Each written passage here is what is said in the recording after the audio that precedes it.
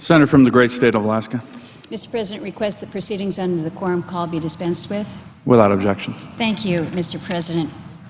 Mr. President, like several in this chamber, I was asked for my input to the President on whom to nominate to the United States Supreme Court. And after much reflection, I recommended to the Vice President that Judge Neil Gorsuch of Denver, Colorado, should fill the Scalia seat on the Supreme Court. And I am, of course, very pleased that my advice was considered.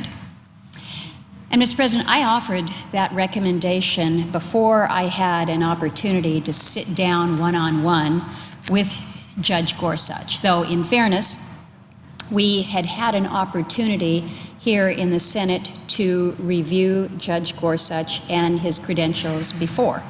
Back in 2006, when this body voted to confirm him by voice vote to the U.S. Court of Appeals, where he now sits.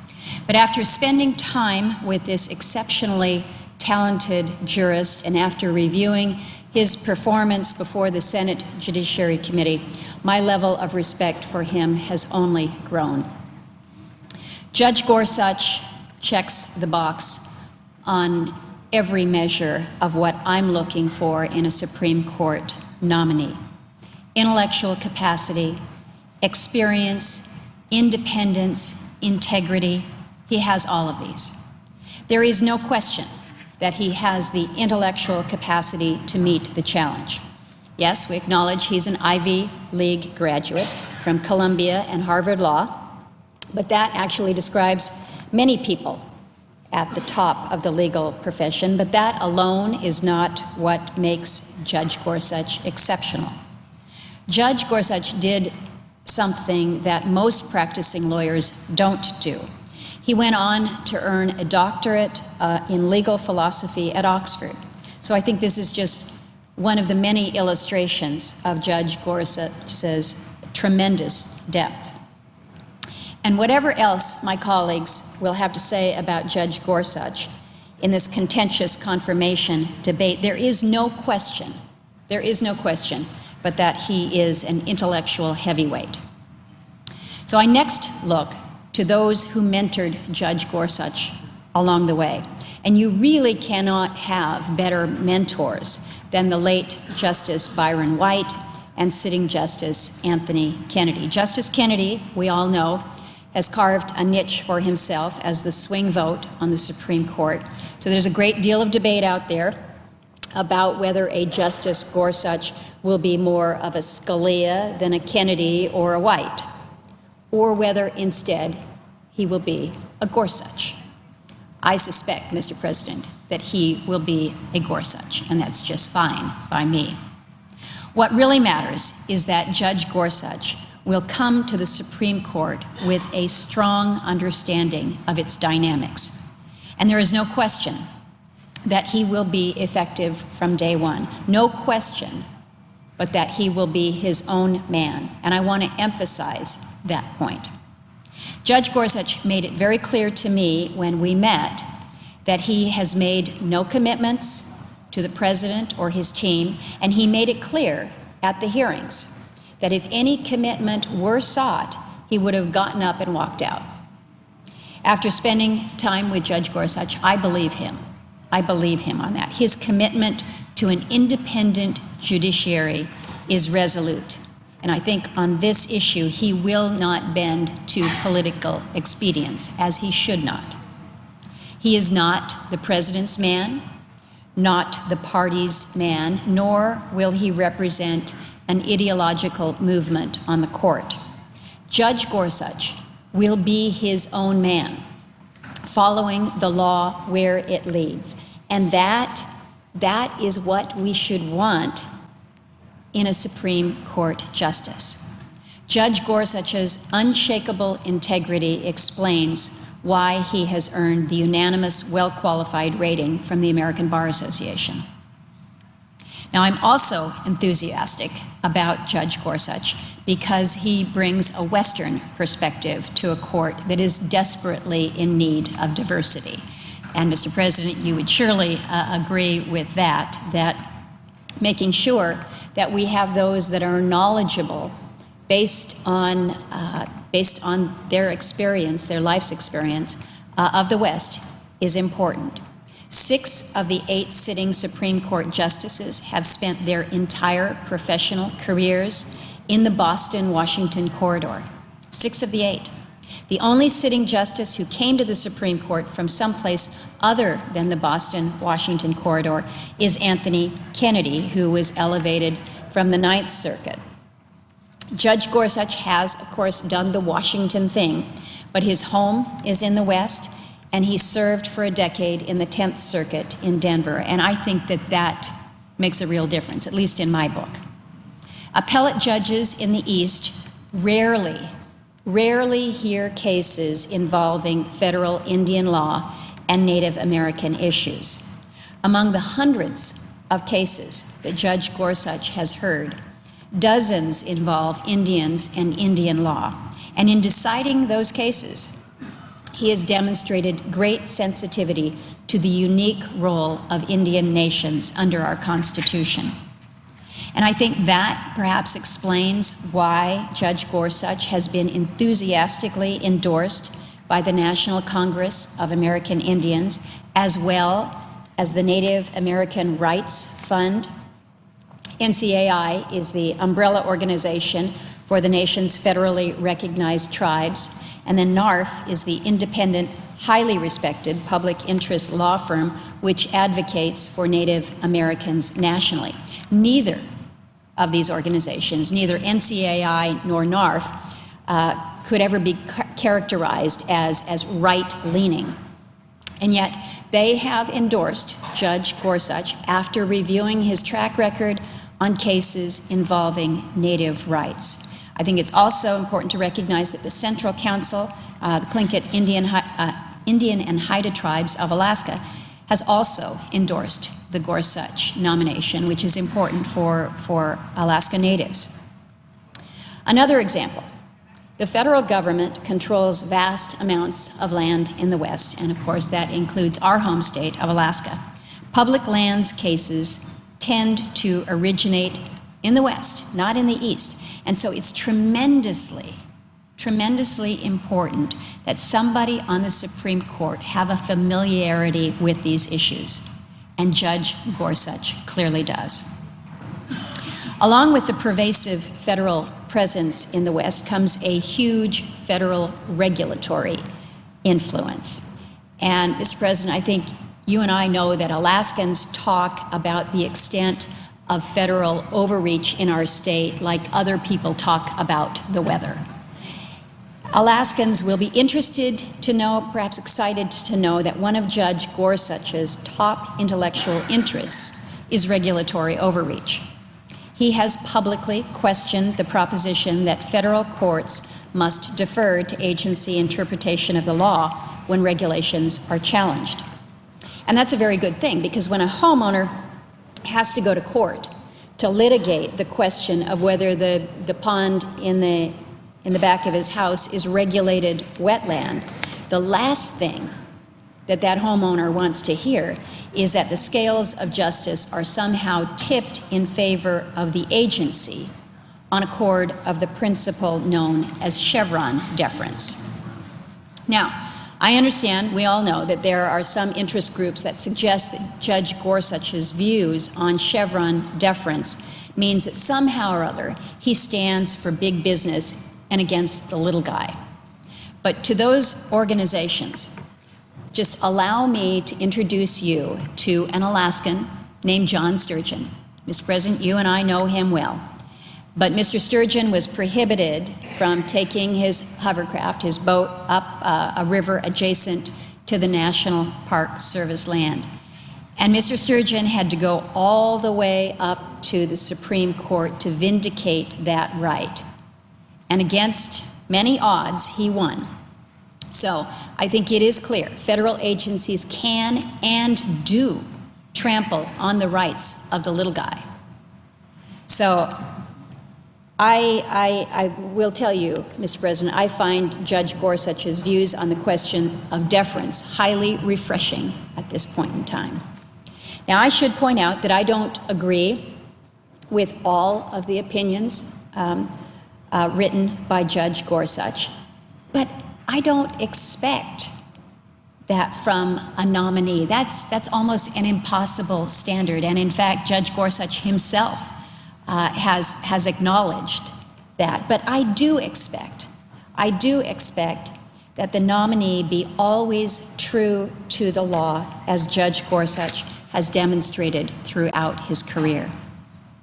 And finally, from everything that I know, Judge Gorsuch is a good and a decent man. He's a husband, he's a father of 2 girls, he's an outdoor person, he's a person who gives back to the next generation. In addition to his judicial duties, he regularly teaches legal ethics and professionalism at the University of Colorado School of Law. And in the classroom, he's known to have great respect for his students and their diverse views. In endorsing Judge Gorsuch's elevation to the Supreme Court, the Denver Post suggested, "While Democrats will surely be tempted to criticize the nomination of anyone Trump appoints, they'd be wise to take the high road and look at qualifications and legal consistency."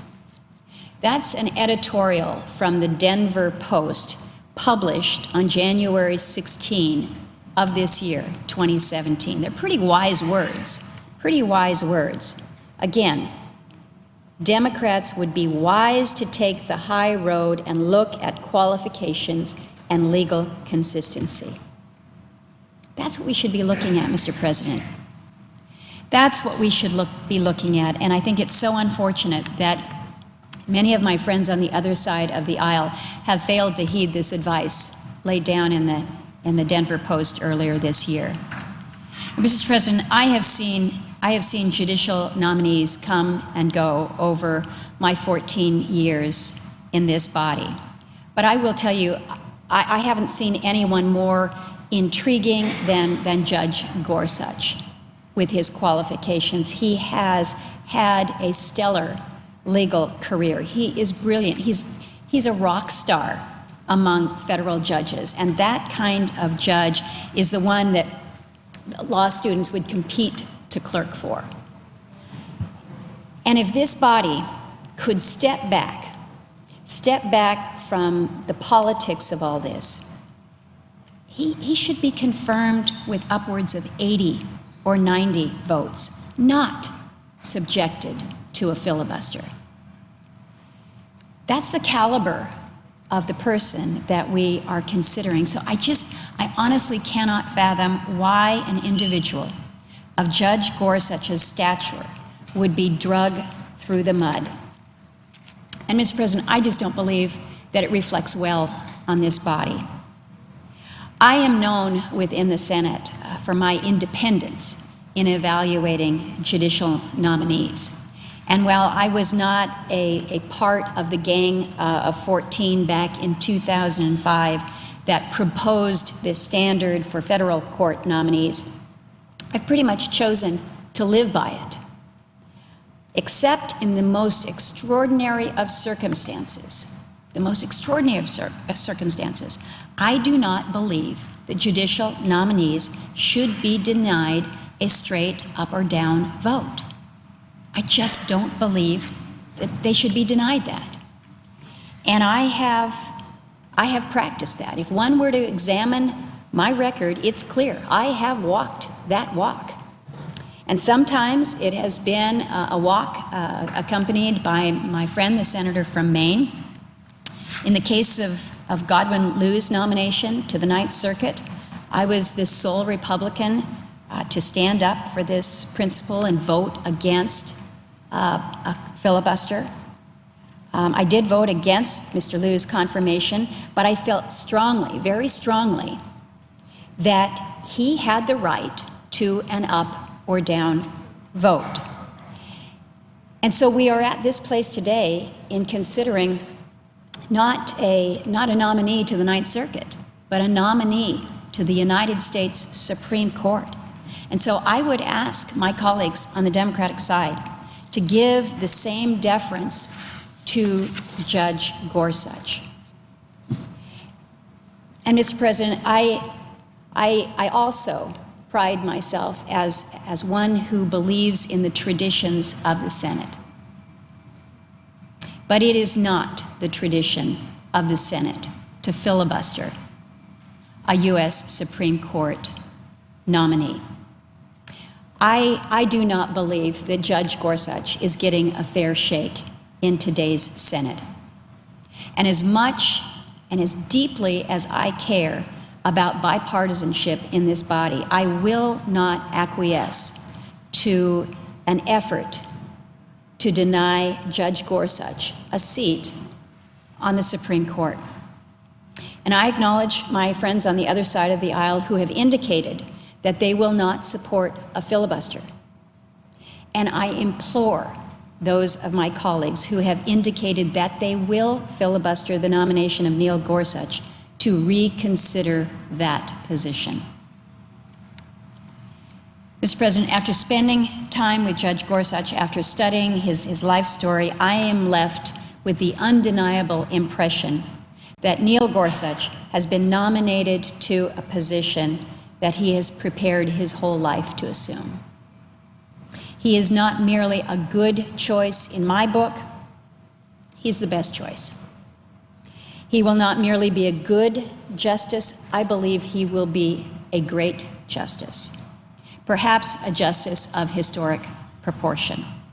And so today I offer Judge Gorsuch my most enthusiastic endorsement, and I have no doubt that before we leave for Easter recess, he will be confirmed as an Associate Justice of the United States Supreme Court.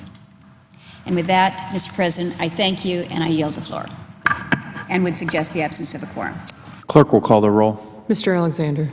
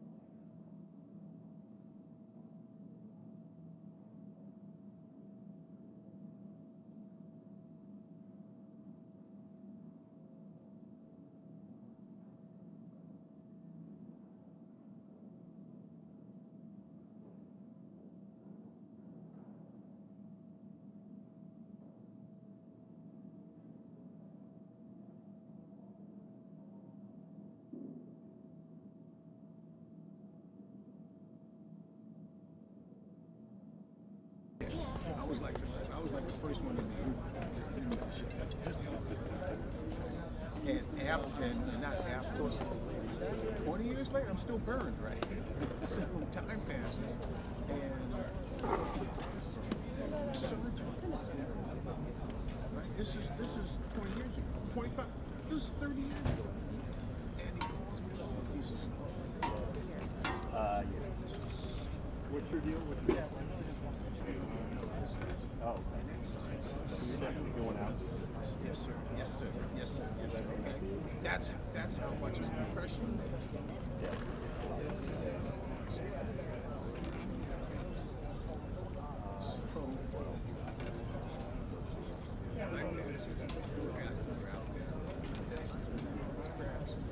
So yeah, you mind?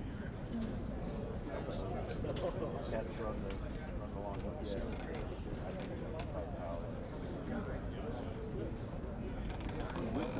Oh, also, Comes just like sticking out the door itself. and it makes a left turn. Right to I swear to you. If you don't have another hit out there. And he says it in that, I mean, silence, like that. And of course, I'm.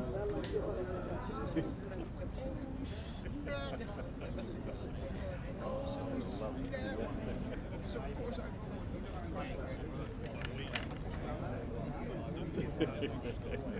This been mad about Pearl Harbor. Oh yeah, that's it, right? That's my favorite moment. How come you just tell them where it's doing? Well, because I don't, you know me, I don't, if it's embarrassing, I'm not going to embarrass it. There he is, Victor. You see him? Right there in the gray, right here. Oh. Victor! Victor. Can I click here? You don't mind?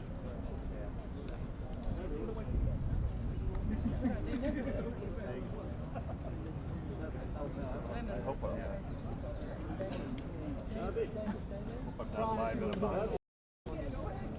I just want to make sure I'm not live. You know how it goes. Oh my God! I'm dead. It's in one of 9 boxes. I think it's true.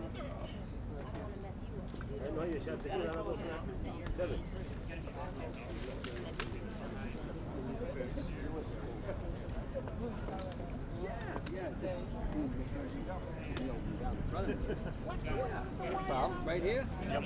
Yeah, sure, go ahead. Thanks. As long as you don't stand up now. No. No, it won't. When the car comes in, all right? When the car comes in. Yeah. Hey, that's the CBS tripod, pal. I'm just testing it. That's you. My other pal. Oh, for the cat over?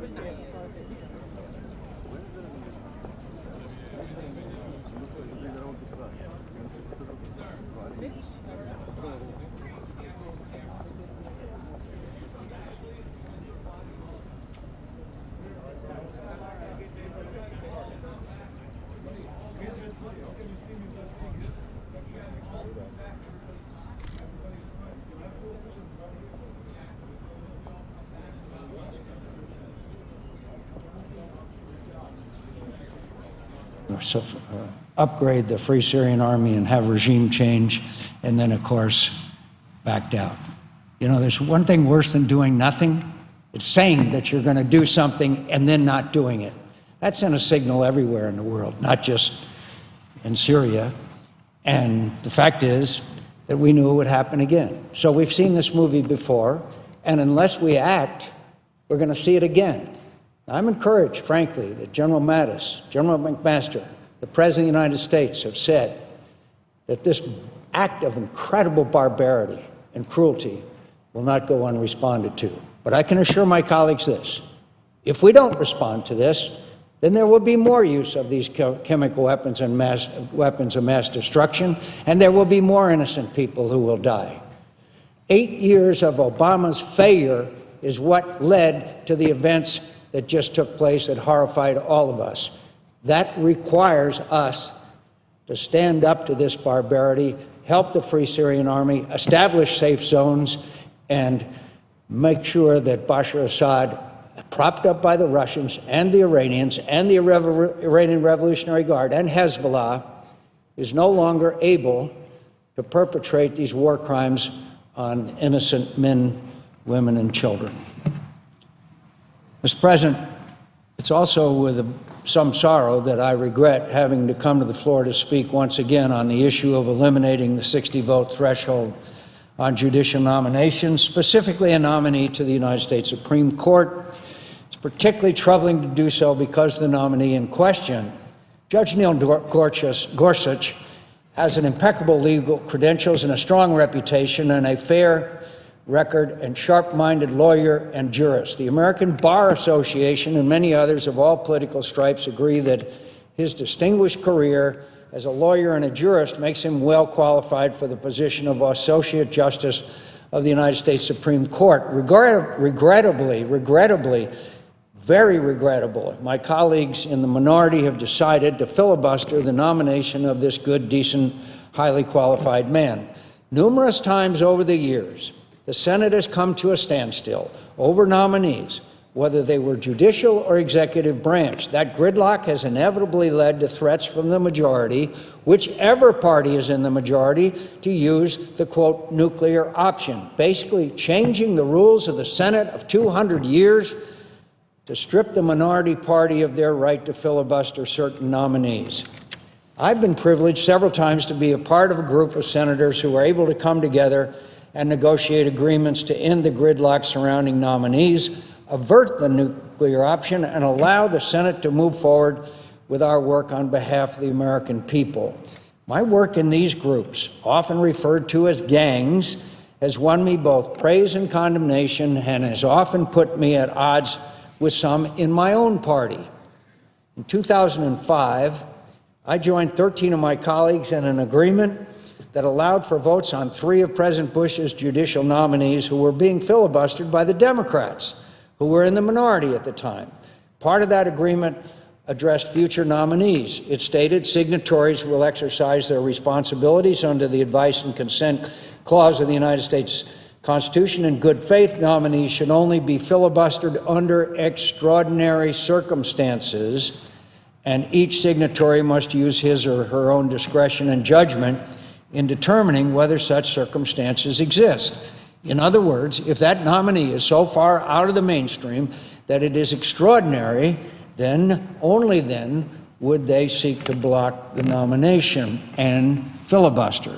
Judge Gorsuch, I've had conversations with colleagues on both sides of the aisle in an attempt to once again come up with a way forward and avoid both a filibuster of Judge Gorsuch and the nuclear option. Sadly, I learned on Monday that those efforts had failed and that the Democrats had secured the necessary votes to successfully filibuster the highly qualified Supreme Court nominee for the first time in our history.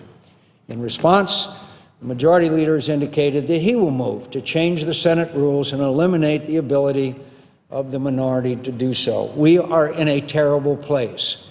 My colleagues should understand that this is a historic moment if we move forward with it. In 2013, then Majority Leader Harry Reid changed the Senate rules to eliminate the 60-vote threshold on most judicial and executive branch nominees. Those in my party, including me, were enraged. Rightly so. We warned that the Democrats would not be in control of the Senate or the White House forever, and that they would come to regret their actions. We were right. Their actions came back to haunt them.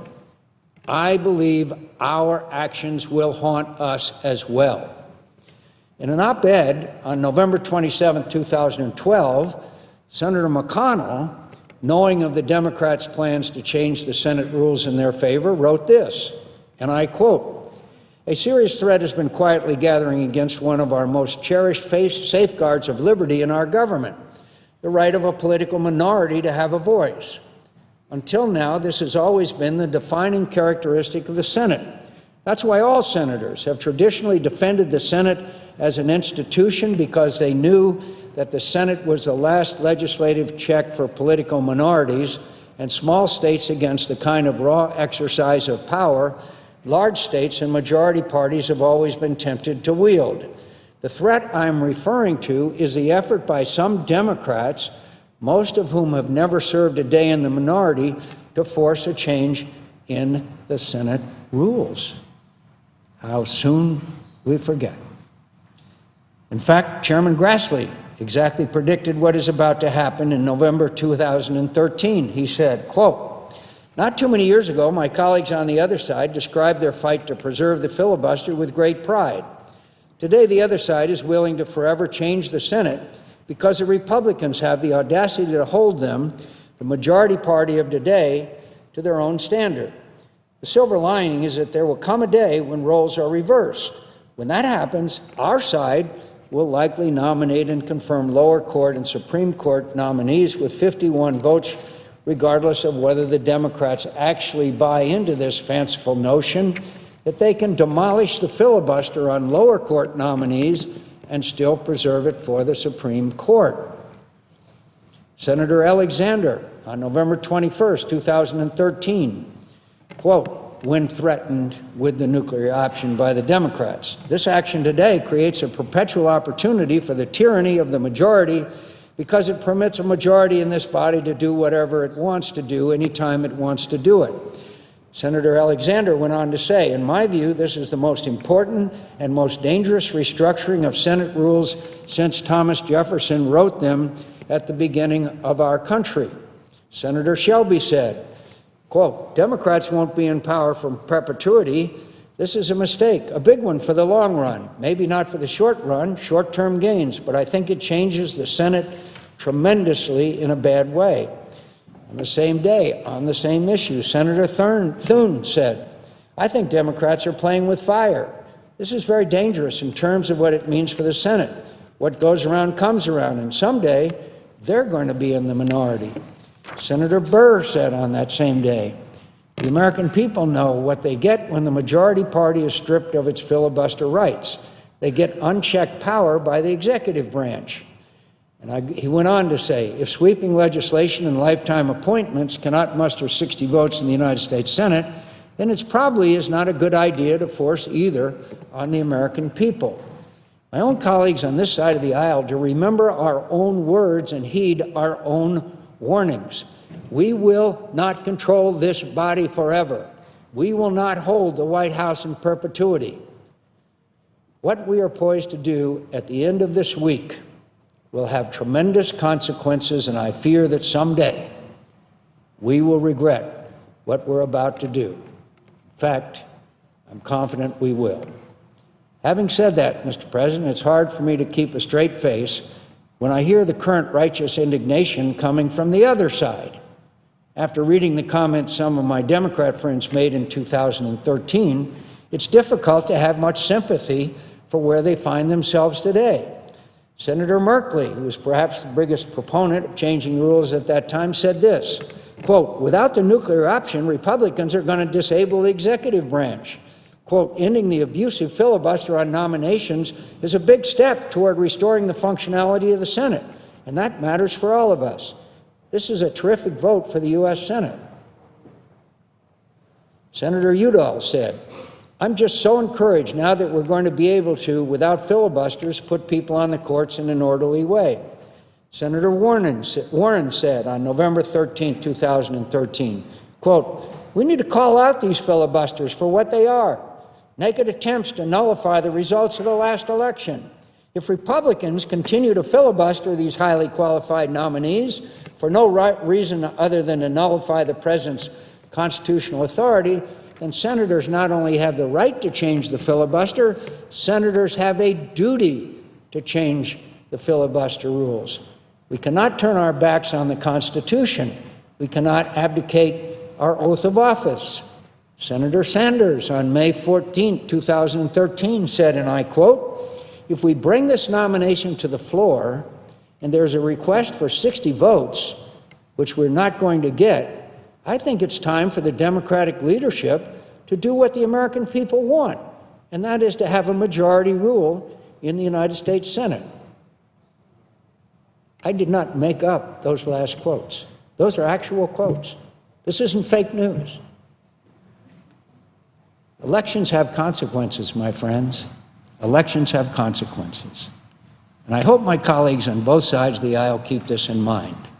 Now that we're entering into an era where a simple majority decides all judicial nominations, we will see more and more nominees from the extremes of both left and right.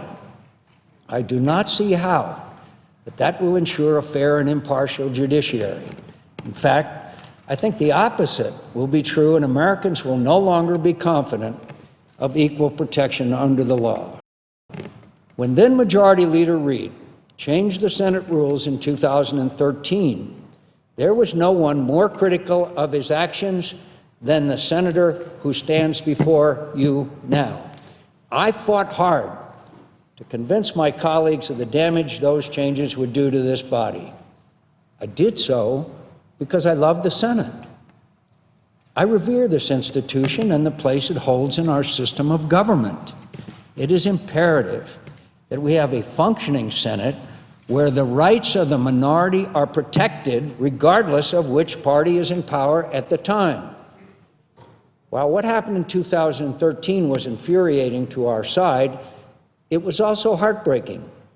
It was heartbreaking because it seemed to me that the uniqueness of the Senate had been irreparably damaged, and along with it, any hope of restoring meaningful bipartisanship. The unprecedented nature of the Democrats' filibuster of a Supreme Court nominee has left me in the difficult position of having to decide whether to support finishing what Harry Reid and the Democrats started in 2013 and eliminate the 60-vote threshold on Supreme Court nominations. I find myself torn between protecting the traditions and practices of the Senate and the importance of having a full complement of justices on the U.S. Supreme Court. I'm left with no choice. I will vote to change the rules and allow Judge Gorsuch to be confirmed by a simple majority. I will do so with great reluctance, not because I have any doubts that Judge Gorsuch will be an excellent justice, but because of the further and perhaps irreparable damage that it will do to the United States Senate. Mr. President, I suggest the absence of a quorum. Clerk will call the roll. Mr. Alexander.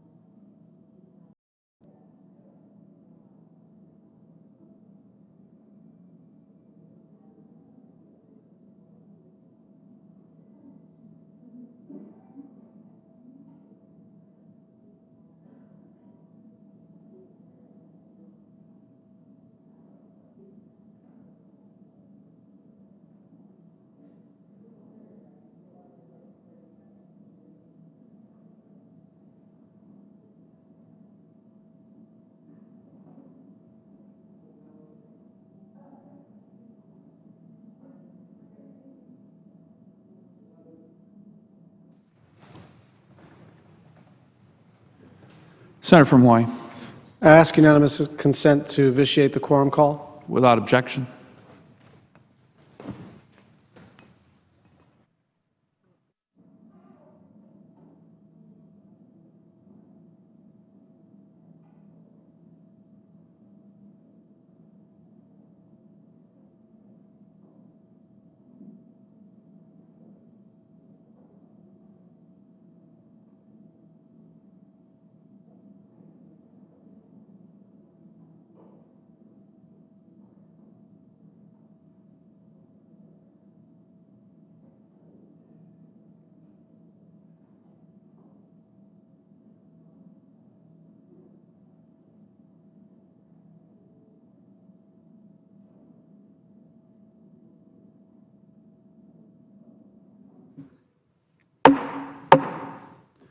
Pursuant to Rule 4, Paragraph 2, the hour of 12 noon having arrived, and the Senate having been in continuous session since yesterday, the Senate will suspend for a prayer from the Senate chaplain.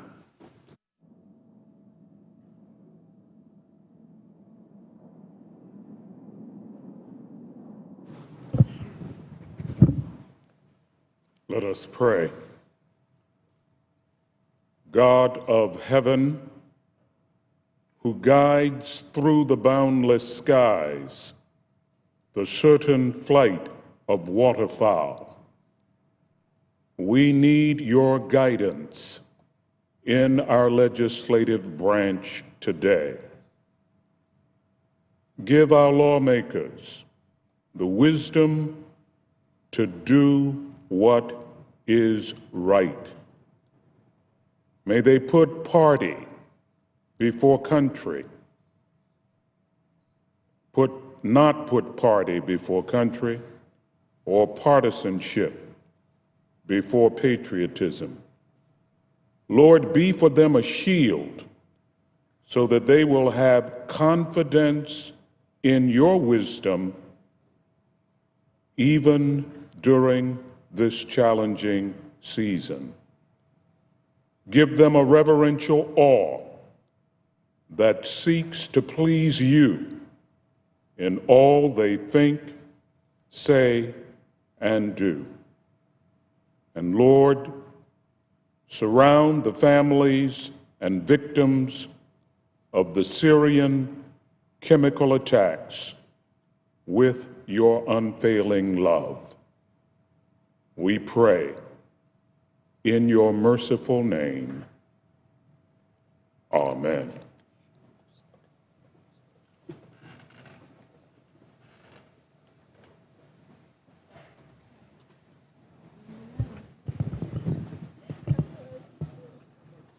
Senator from Maryland.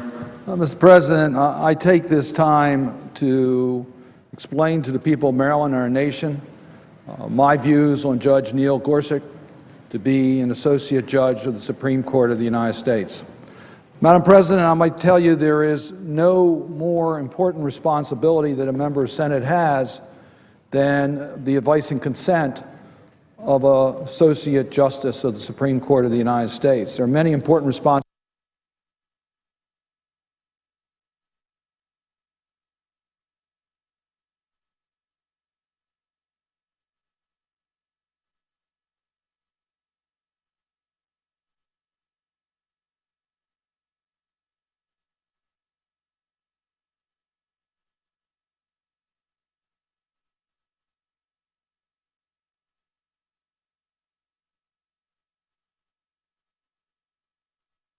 Area. As Mr. Brady said, no homes were affected as far as any fire was concerned, and we also are assisting with locating those parts of the plane that have been found before the actual crash itself.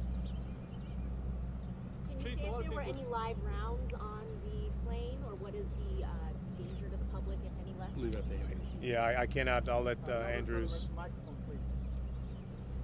That question there about any live rounds on the aircraft, we'll leave that to Andrews to answer. You said there were reported aircraft problems. Can you go into more detail? No, I can't. Again, that would fall under anything to do with the aircraft itself or the pilot are going to have to be answered by Andrews. And the scene that you all were extinguished about how several pieces of the plane were visibly on fire. Can you talk about what was intact, what wasn't? Are we seeing, when you get there, do you still see a plane intact, an aircraft intact, and just some small pieces of debris on fire? What do you see? Yeah, there is a large piece of the airplane. I mean, you can clearly see there's one wing fully intact, fuselage intact.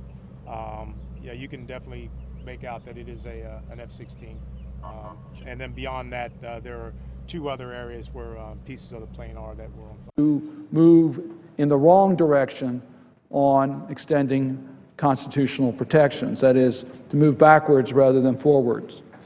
So, Madam President, first let me start by saying I am troubled by the process that President Trump followed in nominating Neil Gorsuch to the Supreme Court. During his campaign, he talked about a litmus test for Supreme Court justices, that they must be pro-life in the mold of Justice Scalia. The list that was submitted to him, and which Judge Gorsuch was part of, was proposed by the Heritage Foundation and the Federalist Society. That's not a good way to start a process of bringing in a consensus nominee to the Supreme Court of the United States. To my knowledge, there was no consultation with any Democrats prior to the nomination being made. And the reason why consultation with all members of the Senate are important is that if you engage in real understanding as to what the Senate, which we represent the entire country, is looking for in a Supreme Court justice, you have a much better chance of ending up with a nominee who's going to enjoy broader support, bipartisan support, real bipartisan support in the United States Senate. And then the 60-vote threshold does not become a hurdle. There's a reason why we have the rules we do in the Senate.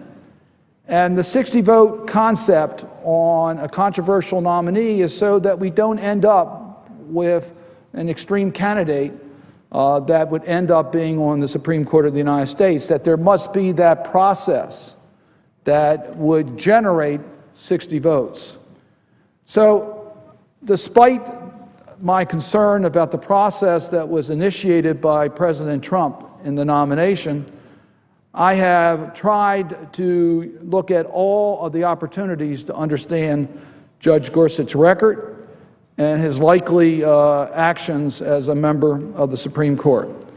I took the time to meet with Judge Gorsuch, and I found that interview, that process, to be extremely helpful in understanding his judicial philosophy.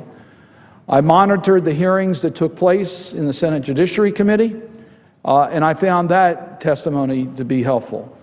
I reviewed the testimony of experts that have submitted both verbal and written comments in regards to Judge Gorsuch.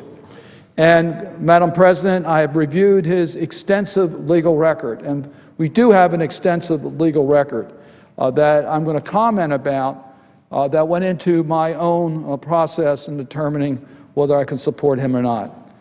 I came to the conclusion that I could not support Judge Gorsuch for an Associate Justice on the Supreme Court of the United States because he was not a mainstream candidate. To me, I am concerned that he would put corporate interest before individual rights. And to me, the strength of our Constitution is in the individual.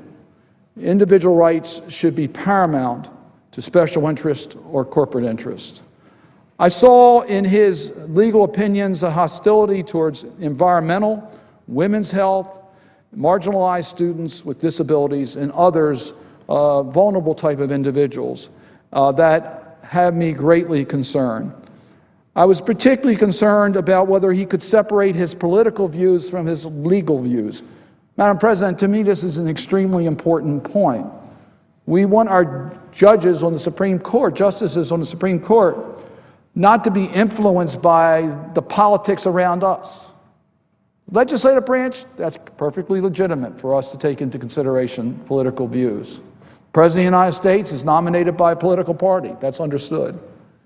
But the Supreme Court, the justices on the Supreme Court, need to leave their political views outside of their responsibilities. And I was deeply troubled after reading the opinions of Justice Gorsuch and his writings that he would not be able to separate his political views from his legal views. And I was concerned about whether he would truly be an independent check on the presidency. We know that President Trump is testing the constitutional reach of his office. We've seen that in some of the executive orders that he's issued. And I have little confidence by his responses at the hearings that Judge Gorsuch would be an independent voice towards the President of the United States. So let me cite some examples to fill in the blanks on what I am saying. Judge Gorsuch challenges the Chevron deference doctrine. In the Gutierrez case, he indicates that judges rather than agencies should be basically administering our laws. The long-standing deference to agencies to interpret our law has been allowed agencies to carry out their mission. Without that authority, it's extremely challenging to see how an agency can carry out the missions of laws that we have passed. And Judge Gorsuch raises questions as to whether that doctrine is still relevant. Now, let me make it clear. Who benefits from the Chevron doctrine? The Chevron doctrine has allowed agencies to protect workers' rights, to protect our environment, protect consumers, food safety, and the list goes on and on and on. In each of our states, we have many examples to show how important the Chevron deference doctrine has been. In my state of Maryland, the Chesapeake Bay, which is critically important to Maryland's economy, critically important to the character of the state that we have in Maryland and our future, the protection of the public health of the Chesapeake Bay has very much been advanced by the Chevron deference doctrine. Judge Gorsuch wrote, quote, Chevron appears to qualify as a violation of the separation of powers. And then he argued that its primary rationale is no more than a fiction.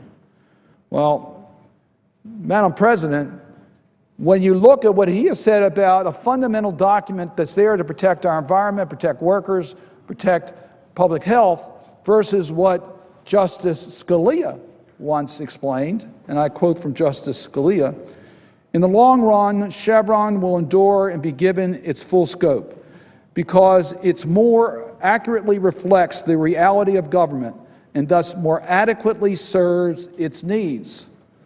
In the Gutierrez case, Judge Gorsuch was showing a more activist conservative agenda than Justice Scalia. Let me move on to Citizens United. We've talked about Citizens United probably more than any case of the Supreme Court on the floor of the United States Senate. We all know it's a 5-4 Supreme Court decision. We know it opened up the floodgates for dark money, allowing corporations to have constitutional rights, which we thought were only individual. In the Riddle case, Judge Gorsuch announced a strict scrutiny standard to political contribution limits. That, quite frankly, would make the Citizens United's case even worse and would gut campaign finance law limits. I think each of us should be concerned about that decision. Let me move on to the Trans-American Trucking case. Here, Judge Gorsuch was in dissent. He was in the minority. And what he basically said is that a truck driver had to sacrifice his life in order to protect his job, otherwise he could be fired. And what I mean by that, as I think many of our colleagues know, but let me say for those who may not be totally familiar, the truck driver found himself abandoned because the brakes of his trailer were frozen in sub-zero temperature. He contacted his dispatcher for help, and after several hours, recognized that his life was in danger because of hypothermia. He did not have adequate heat in his cab. He had one of three choices. He could try to maneuver the cab and the trailer with frozen brakes, maybe costing himself his life or other people on the road. He could remain as he was instructed by the dispatcher and perhaps freeze to death, or he could do what I think any reasonable person would do. He disconnected the cab, took care of making sure that he was safe, warmed himself up, returned to the trailer in order to complete the mission. For that, he was fired, and Judge Gorsuch said that was acceptable. That's an extreme opinion, Madam President, and one in which gives us great pause as to how Judge Gorsuch will act on the Supreme Court of the United States. Let me talk about the NLRB versus Community Health Services, where Judge Gorsuch again was in the dissent. It had to do with back pay for workers, and in this opinion, he shows real hostility to workers and unions, something that has me greatly concerned. Another case that has received a great deal of publicity in this body is Hobby Lobby, and I raise it for one principal reason. Here, what the court was saying, and Judge Gorsuch was agreeing with, that the religious protection that's provided under the Constitution, that it's more important for a company to be able to exercise that religious freedom than the employees. Once again, one of my principal concerns is whether Judge Gorsuch will protect the rights of individuals or whether he will side on behalf of business. Clearly, in the Hobby Lobby case, he decided on business to the detriment of women's rights, the LGBT community, and others. In the Planned Parenthood Utah case, he showed a direct hostility to Planned Parenthood. Quite frankly, Madam President, this case is very difficult to understand because Judge Gorsuch would have allowed the governor to cut off funds even though the case had been settled and the parties had not asked to have the case retried. We talk about activism, and we don't want to see activist judges. To me, that demonstrated that Judge Gorsuch indeed will be an activist judge in trying to move a particular political agenda. And then in the Andrew versus Douglas County School District, a case that came in during the confirmation hearing process, we had a severely autistic child, and Judge Gorsuch was responsible for the absurd reading of the de minimis benefit to defend against private placement. The Supreme Court rightly rejected that logic by an 8-0 decision. Judge Roberts, writing the opinion about the IDEA law, that there are protections for disabled students in our school system. Judge Gorsuch would turn back the progress that we've made on civil rights and on constitutional protection. Madam President, as I mentioned earlier, I am very concerned about whether Judge Gorsuch can keep his political views separate from what he says, how he acts as potential justice on the Supreme Court of the United States. And here I go to a 2005 National Review article where he wrote, "American liberals have become addicted to the courtroom, relying on judges and lawyers rather than elected leaders and the ballot box as the primary means of affecting their social agenda. This overweening addiction to the courtroom as the place to debate social policy is bad for the country and bad for the judiciary." I mention that particular case, and I quote Judge Gorsuch, because we don't want a judge to side with either being a liberal or conservative. We don't want a judge to say, I have a responsibility to promote an agenda as a judge. We don't want a judge to be able to take a political view and bring that onto the bench. Whether it's a person who we agree with politically or disagree with politically, we want to have an independent judiciary. This National Review article causes me grave concern as to whether Judge Gorsuch can in fact be that neutral person on the court. Judge Gorsuch appears to be an activist judge, would become an activist judge, turning back progress to protect individual constitutional rights. That's something that gives me grave concern, and the reason why I could not support his nominee to be an Associate Justice of the Supreme Court. So let me turn to process for one moment, because it looks like sometime tomorrow we're going to be called upon to vote on a cloture motion. And I want to comment about that, if I might. As I said earlier, Judge Gorsuch to me is not mainstream. He'll put corporate interests above individual interests. He shows a hostility towards environment, women's health, etc. He has political views that I think he would not be able to differentiate, and he would not be an independent the check and balance in our political system. So for all those reasons, it seems appropriate to me that this is why we have a 60-vote threshold, to make sure we don't take extreme nominees and allow them to be confirmed by a partisan vote, that we want to have a broader consensus. And Judge Gorsuch did not earn that broader consensus. But there are additional considerations here. And this goes back a few years, Madam President, but the Republican leadership, what they did to President Obama's judicial nominations must be underscored, because this is not in vacuum. We didn't get to this place in vacuum from what has happened already. But going back to President Obama, where his district court nominees were delayed, in some cases totally blocked, requiring a record number of cloture motions to have been filed and acted upon. A record number. We had more, I understand, more cloture, more filibusters of President Obama's nominees by Republicans than we did in the entire history of the United States Senate. So there's been a direct effort by the Republican leadership to filibuster judicial nominees. That's wrong. It shouldn't have been done. Yes, there are reasons for some, but not for the record numbers that were done. You should be able to allow for the comedy. And quite frankly, in 2013, the Republican leader told President Obama, no more district court circuit judges. Let me repeat that. In 2013, this is the first year of the president's term. He said, no more, the Republican leader, no more D.C. circuit judges. We had 3 vacancies in the D.C. circuit. 8 of the 11 had been filled, 3 were vacant. And it had nothing to do with the nominees. They just said they weren't going to consider any of them and used the filibuster to block any filling of this position. Now, I'm going to quote first from Chief Judge Henry Edwards when he talked about the D.C. Circuit. It said, review of a large, multi-party, difficult administrative appeals is the staple of judicial work in the D.C. Circuit. This long distinguishes the work of the D.C. Circuit from the work of other circuits. It also explains why it is impossible to compare the work of the D.C. Circuit with other circuits by simply referring to raw data of case filings.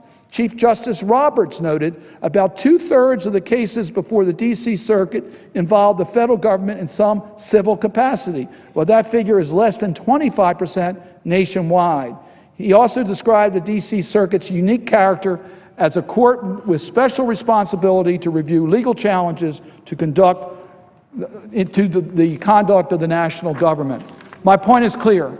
This is the second most important court in our land. And in the first year of President Obama's term, the Republicans announced that they would filibuster any attempt to put any judge on this circuit. And then we had the ultimate filibuster by the Republicans, and that was Merrick Garland.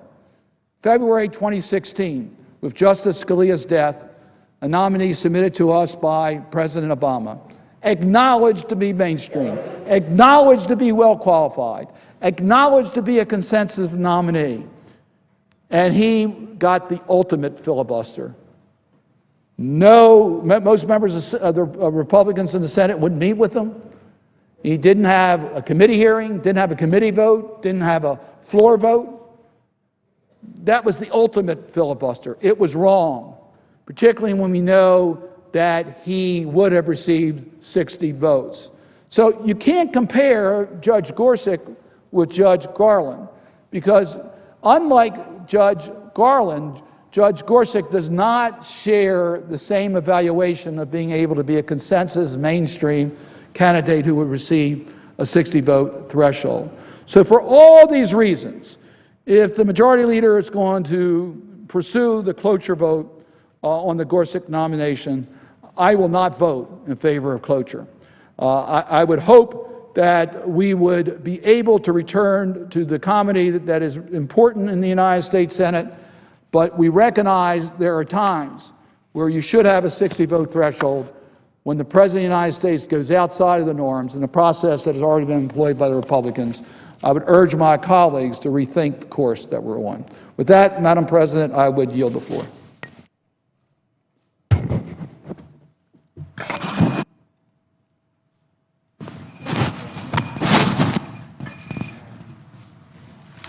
Madam President. Senator from Hawaii.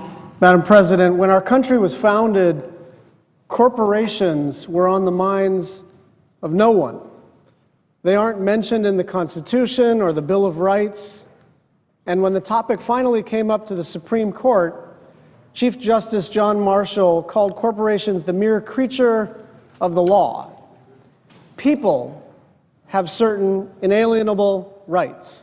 Corporations do not. We established corporate personhood so that companies could raise capital and enter into contracts. But nobody ever thought that this term that was used, personhood, actually meant that corporations were people.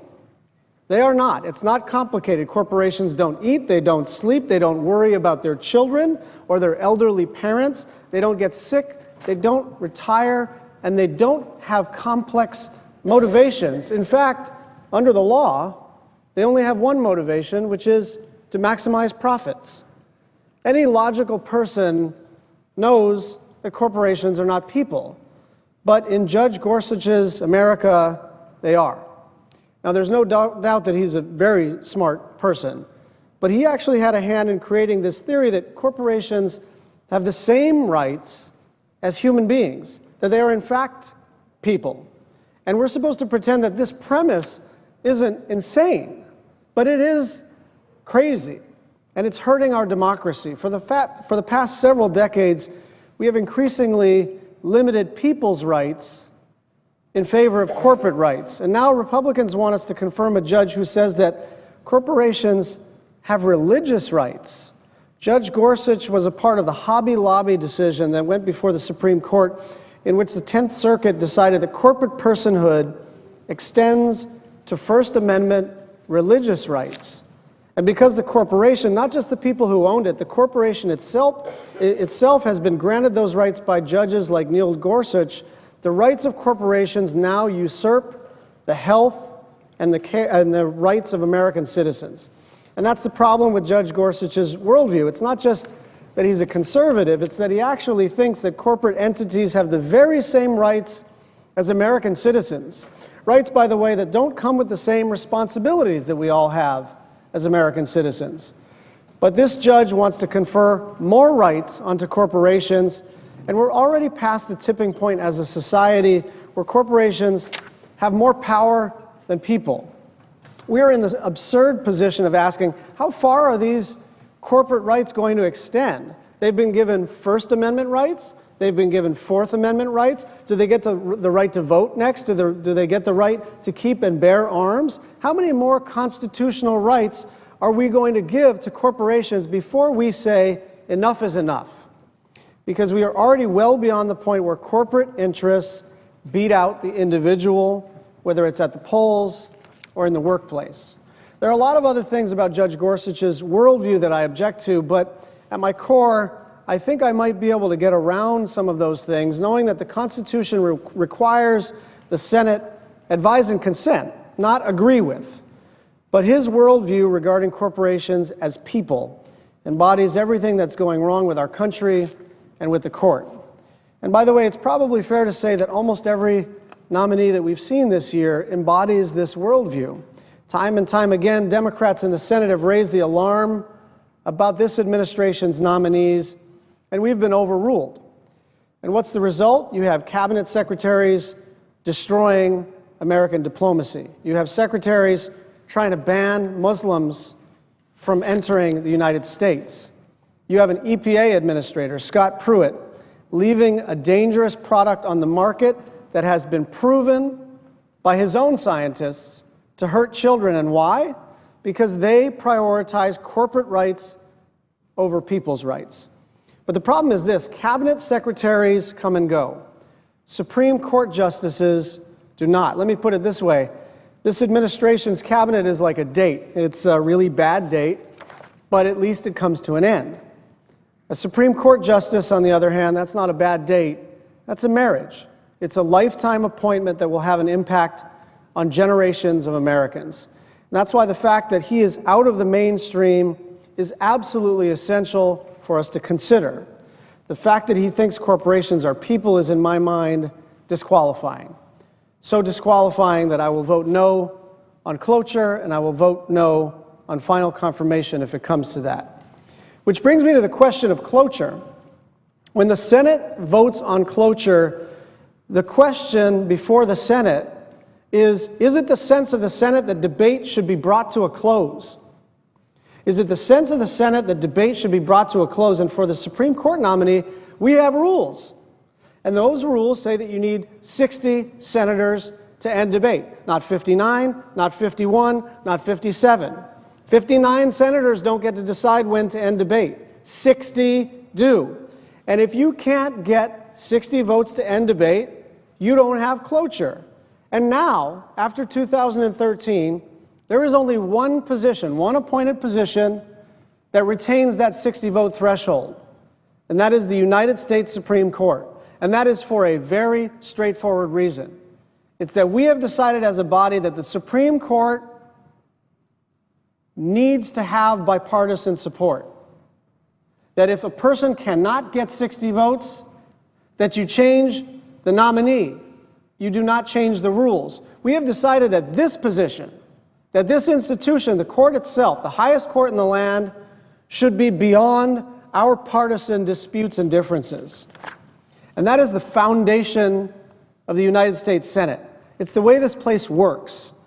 Without this rule, the reality will be grim. Without this rule, if you're a member of the minority party, the president's nominees don't have to listen to you, meet with you, think about you.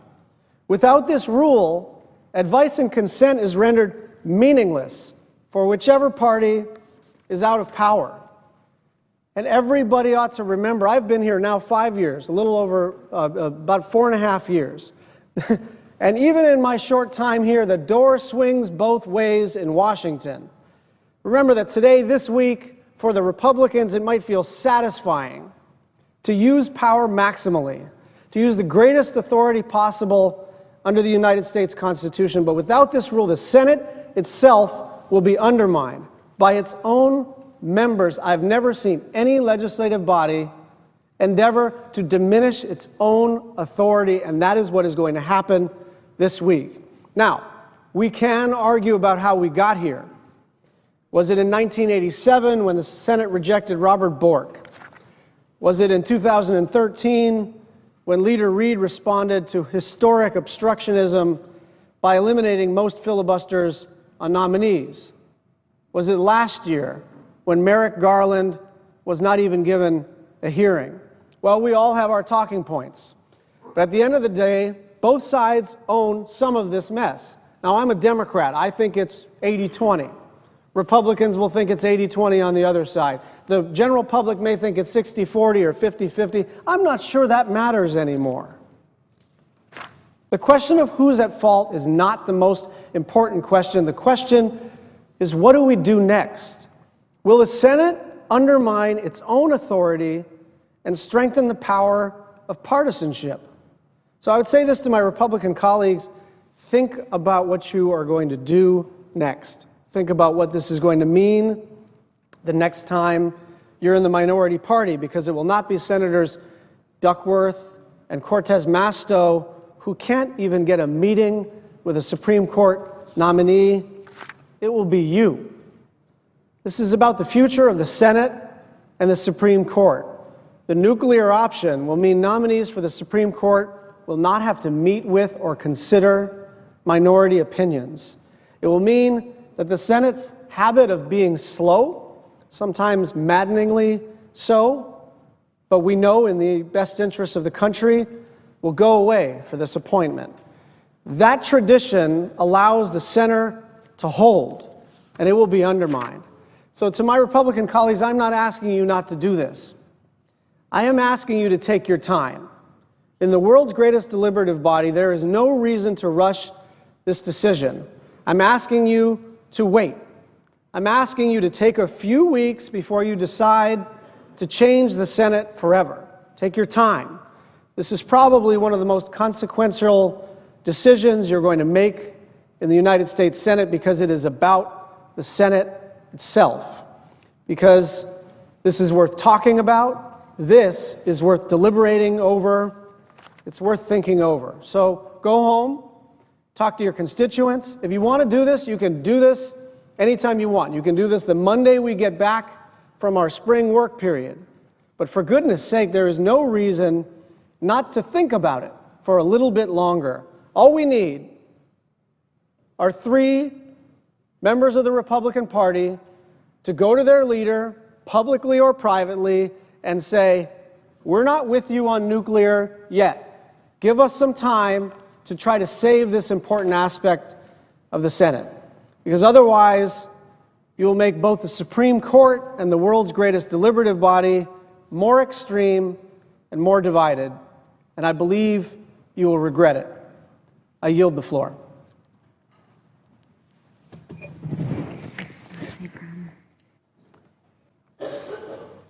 Madam President.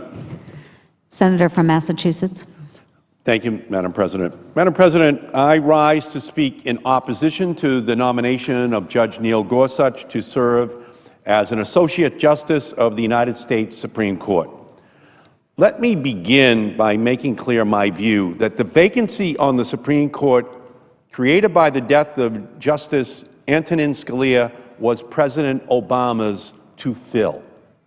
But in an act of unprecedented obstructionism that makes a filibuster pale in comparison, Senate Republicans broke with long-standing Senate tradition and refused to hold a vote or even a hearing on President Obama's nominee, Judge Merrick Garland.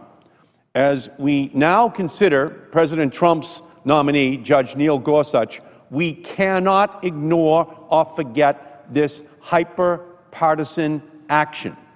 We also cannot ignore how Judge Trump came to nominate Judge Gorsuch.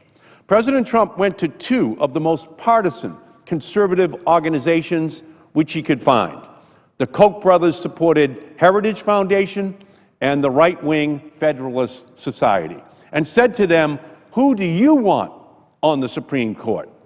And they compiled their dream team of 21 ultra-conservative candidates.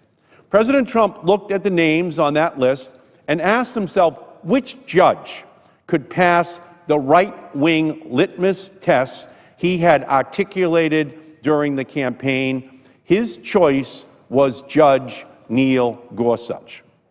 On the campaign trail, candidate Donald Trump made clear that he was pro-life and would appoint pro-life judges to the Supreme Court. In one interview, he was asked about his pro-life position as follows. Here's the question posed to him. So, how important is that issue to you now? When President Trump picks the Supreme Court justices, would there be a litmus test? Trump responded, quote, it is. During the second presidential debate, candidate Trump doubled down on this issue. He was asked specifically about Roe versus Wade, the long-standing Supreme Court precedent establishing a woman's right to choose. The question to candidate Trump was, quote, do you want the court, including the justices that you will name, to overturn Roe versus Wade? Trump responded that he would, quote, be appointing pro-life judges, adding, well, if we put another 2 or perhaps 3 justices on, that will happen, meaning Roe versus Wade will be overturned. So we know from Donald Trump's own words that he had a litmus test for Supreme Court nominees on a woman's right to choose. And that litmus test is that he will appoint only pro-life justices who are committed to overturning Roe versus Wade. What about a litmus test on guns? Well, during the presidential campaign, candidate Trump repeatedly emphasized his pro-gun views, which are in lockstep with the National Rifle Association. He was asked about a litmus test for the Second Amendment, specifically the precedent established in the 2008 Supreme Court case of District of Columbia versus Heller. In Heller, the justices ruled 5-4 that a common-sense Washington, D.C. law banning handguns and requiring other firearms to be stored unloaded or locked violated the Second Amendment. Candidate Trump was asked, quote, "Will you make upholding the Heller decision a litmus test in Supreme Court nominees?" Trump answered, quote, "Yes, I would." The follow-up question, so you won't nominate somebody to the Supreme Court unless they agree with Scalia on the Heller decision? Trump responded, quote, "Correct." So we know from Donald Trump's own words that he had a litmus test for Supreme Court nominees on guns. His judges must support the National Rifle Association's agenda and its unreasonable and dangerously broad view of the Second Amendment. So, from that list of 21 names provided to him by the Heritage Foundation and the Federalist Society, President Trump chose Judge Neil Gorsuch, apparently convinced that he was the man who would pass these litmus tests. The Senate Judiciary Committee's hearings on Judge Gorsuch were an opportunity for him to dispel doubts about his independence that President Trump's selection process had raised.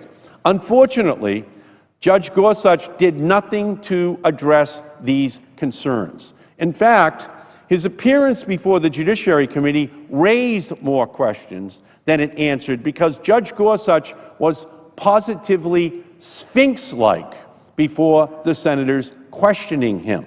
For example, when repeatedly asked about something as elementary as his judicial philosophy, Judge Gorsuch refused to answer. He declined to say whether he agreed with the Roe versus Wade decision, the District of Columbia versus Heller decision, or other controversial decisions like Citizens United, which opened the floodgates to unrestricted secret money in electoral campaigns, or even the decision in Bush versus Gore, which decided the 2000 presidential election.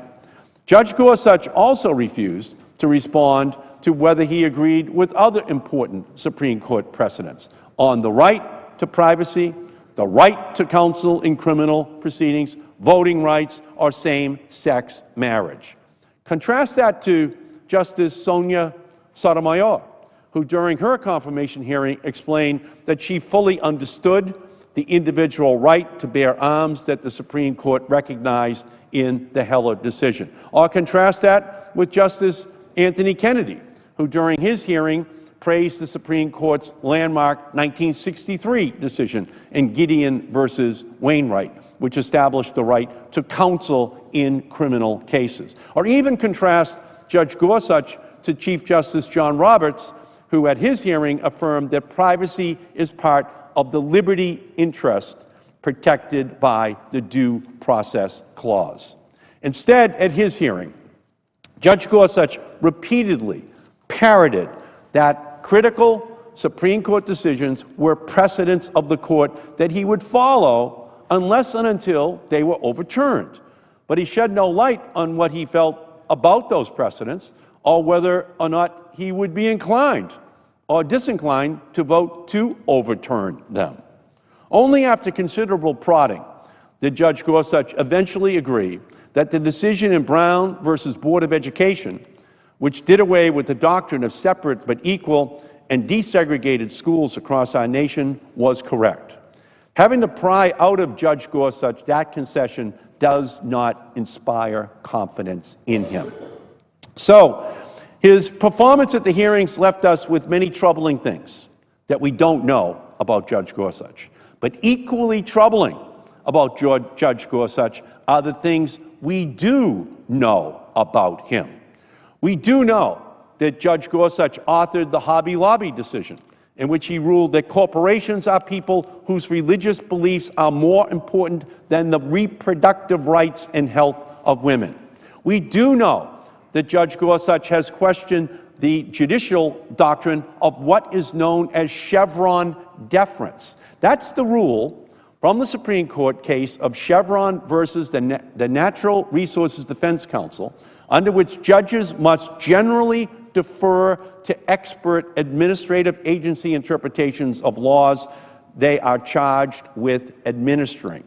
In a speech last year, Judge Gorsuch attacked the modern administrative state that has developed under Chevron, saying, quote, that it, quote, poses a grave threat to our values of personal liberty.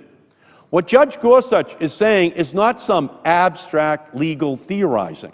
He is attacking the fundamental rules that protect the health, safety, and welfare of all Americans that are put in place by agencies like the Environmental Protection Agency, the Food and Drug Administration, and the Securities and Exchange Commission. In the decades since Chevron was decided, it has been instrumental in courts upholding these agency rules that ensure that our air and drinking water are clean, rules that ensure that drugs and medicines are safe and effective, rules that ensure that our automobiles, workplaces, food, medicine, and children's toys are not dangerous, rules that ensure our financial markets are fair and offer investors a level playing field. Even Justice Scalia supported Chevron deference. But Judge Gorsuch has signaled that he would overturn it and instead allow pro-corporate judges to substitute their policy views for those of the agency experts. If threatening the destruction of the regulations that protect the health, safety, and welfare of Americans sounds familiar, it should.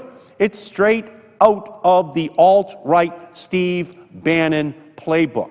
And it is a fringe position that is not worthy of representation on our nation's highest court.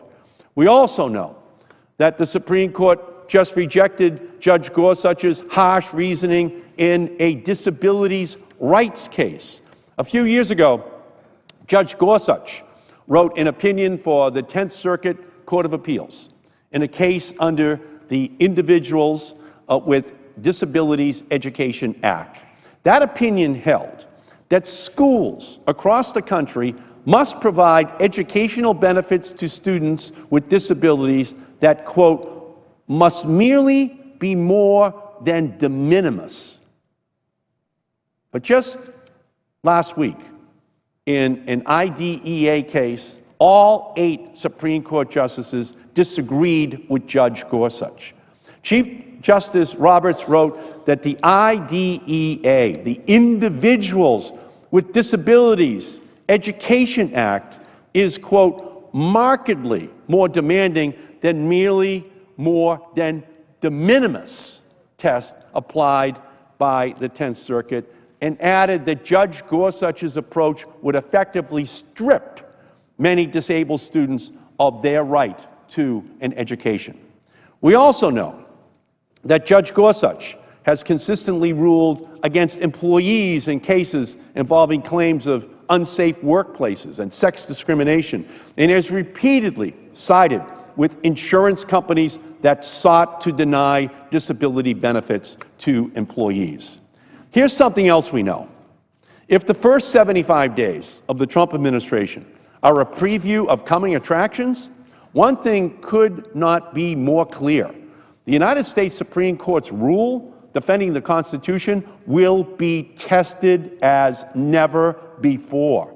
Conflicts of interest, emoluments, Muslim bans, rescinding LGBTQ protections, the list of constitutional rights the Trump administration is violating gets longer every single day. Now, more than ever, we need a Supreme Court justice who is independent and not beholden to ideology. Now, more than ever, we need a justice who will stand up for the rights of all Americans against big corporate interests. A justice who would be to the right of Antonin Scalia on the issue of Chevron deference is not a mainstream justice. A justice who would be to the right of Samuel Alito and Clarence Thomas by a substantial margin, as professors from Michigan State University and the University of Wisconsin concluded, examining Judge Gorsuch's opinions from the 10th Circuit and the Supreme Court.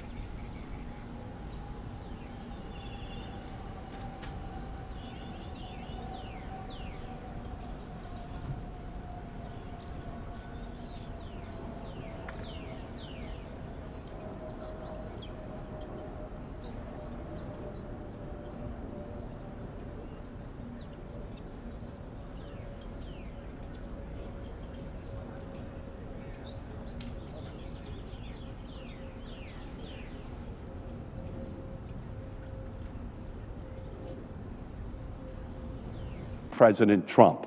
We cannot let Judge Neil Gorsuch become the crucial 9th vote on the Supreme Court. One justice matters. The list of recent 5-4 decisions coming out of the Supreme Court shows that one judge's vote can forever alter history. Just remember that Bush versus Gore, Citizens United, District of Columbia versus Heller, the Affordable Care Act were all decided by 5-4 votes. I will, therefore, oppose Judge Gorsuch's nomination to the Supreme Court and support the filibuster.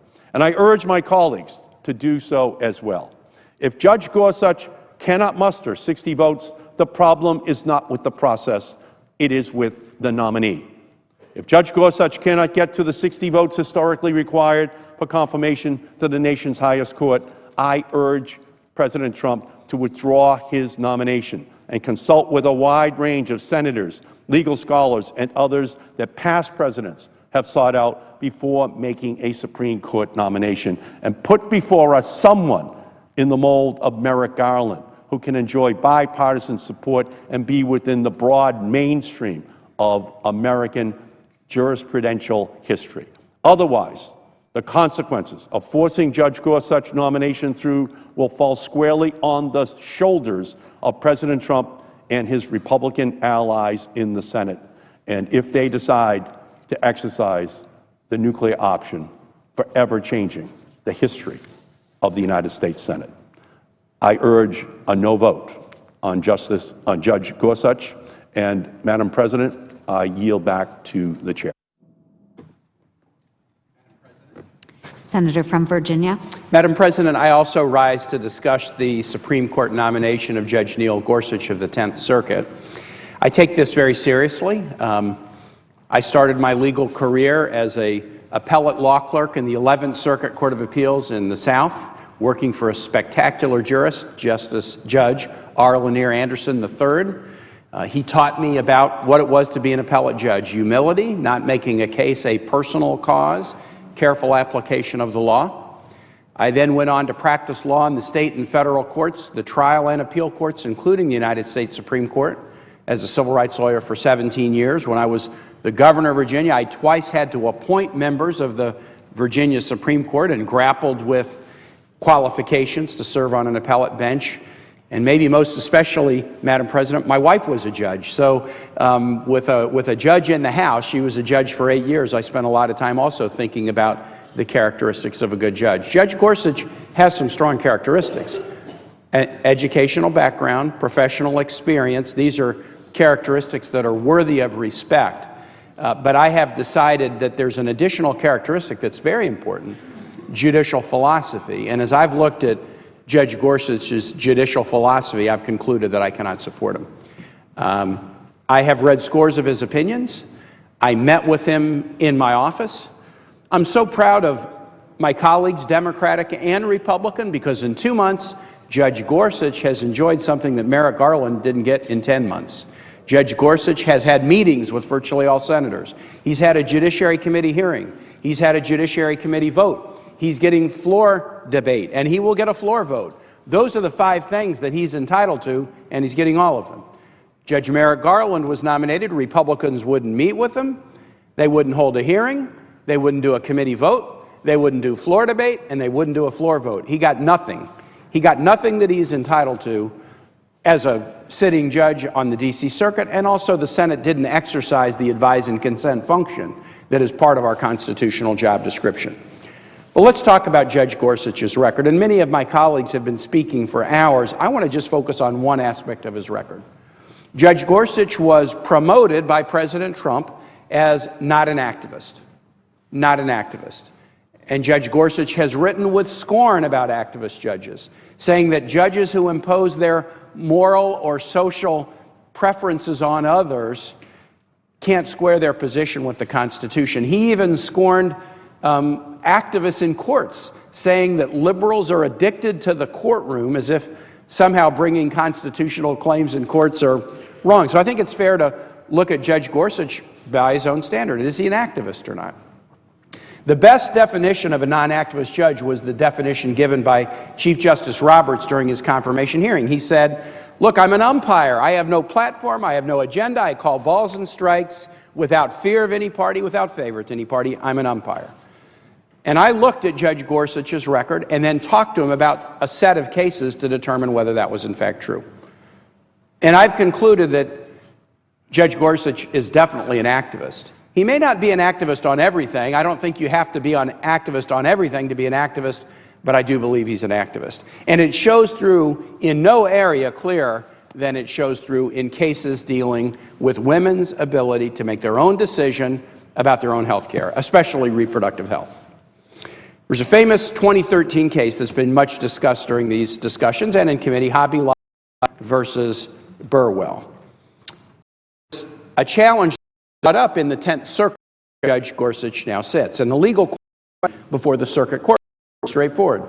Under a congressional act designed to protect religious liberty, the Religious Freedom Restoration Act, could a company claim that its religious views conflicted with the contraception mandate of the Affordable Care Act? So could they gain protection for their own position? Now, Madam President, it was sort of a controversial case because the notion that a company could assert religious views was sort of a novel theory at the time, but the majority in the 10th Circuit ruled, with Judge Gorsuch as part of the majority, that yes, a company could assert a claim based on sincerely held religious beliefs under the RFRA statute, and they could assert that their beliefs conflicted with the ACA's contraception mandate. And then in 2014, that was the United States Supreme Court controversial decision, but the majority agreed with the position that yes, a company could assert that its sincerely held religious beliefs were in fact in conflict with the statute and they could get relief from the statute for doing that. Judge Gorsuch joined the ruling, which I indicated was later affirmed by the Supreme Court. But what interested me about Judge Gorsuch in the case was that he chose to write a concurring opinion. Now, for folks who, most folks know what they are, but if you're not a lawyer, when a panel writes an opinion, there's a majority opinion that is the ruling in the case. If a judge feels that it's wrong, a judge will write a dissenting opinion saying, no, you're wrong and here's why. And you're sort of duty-bound if you think the majority is wrong to write a dissent. But a concurring opinion is about as voluntary as it gets. A concurring opinion is, I agree with the outcome, but I just have a point that I want to make that I can't convince the rest of the majority to go along with me on, and I want to make this point. And so Judge Gorsuch wrote a concurring opinion that was incredibly revealing. It was voluntary, and that shows you a little bit about a person's philosophy, incredibly revealing. Revealing for two reasons. First, Judge Gorsuch had already joined the majority opinion to say that the employer, Hobby Lobby, could challenge the employer mandate of the ACA. He'd already joined that. But he stretched beyond to rule that, in addition, the individuals owning the company should be able to sue to challenge the employer mandate, even though they weren't the employer. The ACA mandate only applied to the employer of the female employees. The employer was Hobby Lobby. But even though the mandate didn't even apply to the Green family that owned the company, Judge Gorsuch said they should be able to challenge the ACA anyway. I practiced law for a long time. There is a complete separation, there's supposed to be, between individuals and an incorporated company. You can run a business and not incorporate it, and in that case, there's no separation. But as soon as you incorporate it, you get all kinds of protection, especially you can protect your own personal assets from liability for corporate actions. The Green family had done that, but Judge Gorsuch said even though you voluntarily separated yourself from the company, and even though the mandate doesn't apply to you, you should be able to file a lawsuit to challenge the mandate. I found that to be highly, highly unusual, a great stretch, and I asked him about it when we talked, and he did not give me a satisfactory answer. But here was the thing about the Hobby Lobby case that was more notable. It was the way that Judge Gorsuch described what the case was about. The majority opinion in the 10th Circuit and the majority opinion in the Supreme Court described the case the same way. They basically said, the owners of this company claim that the contraception mandate is contrary to their religious views. That's what the case is about. The clash was between the owner's religious beliefs and the statute. That's what the case was about. But Judge Gorsuch described the case completely differently. Here were his words.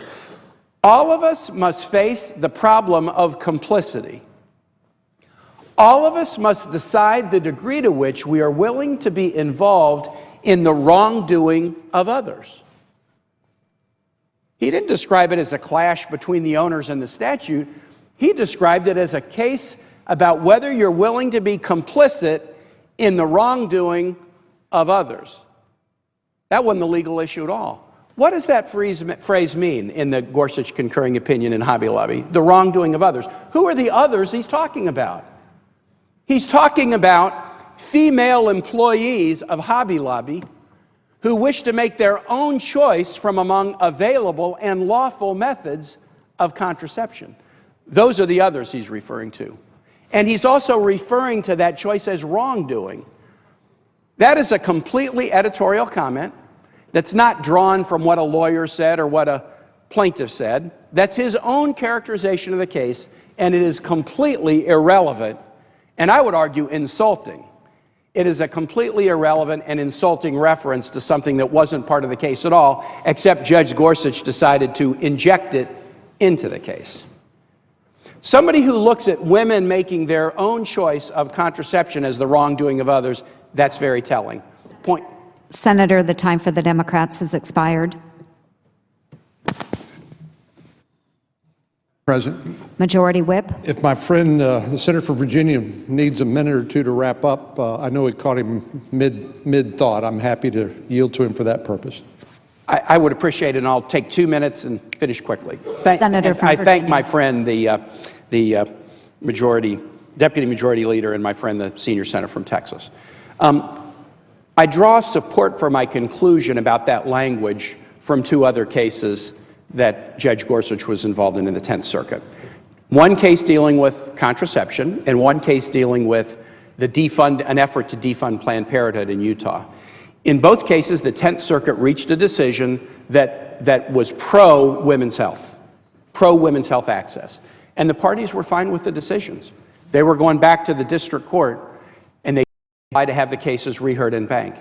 But in both these cases, Judge Gorsuch took the highly unusual step of trying to get the appeals heard anyway, even though the parties didn't want to have them reheard.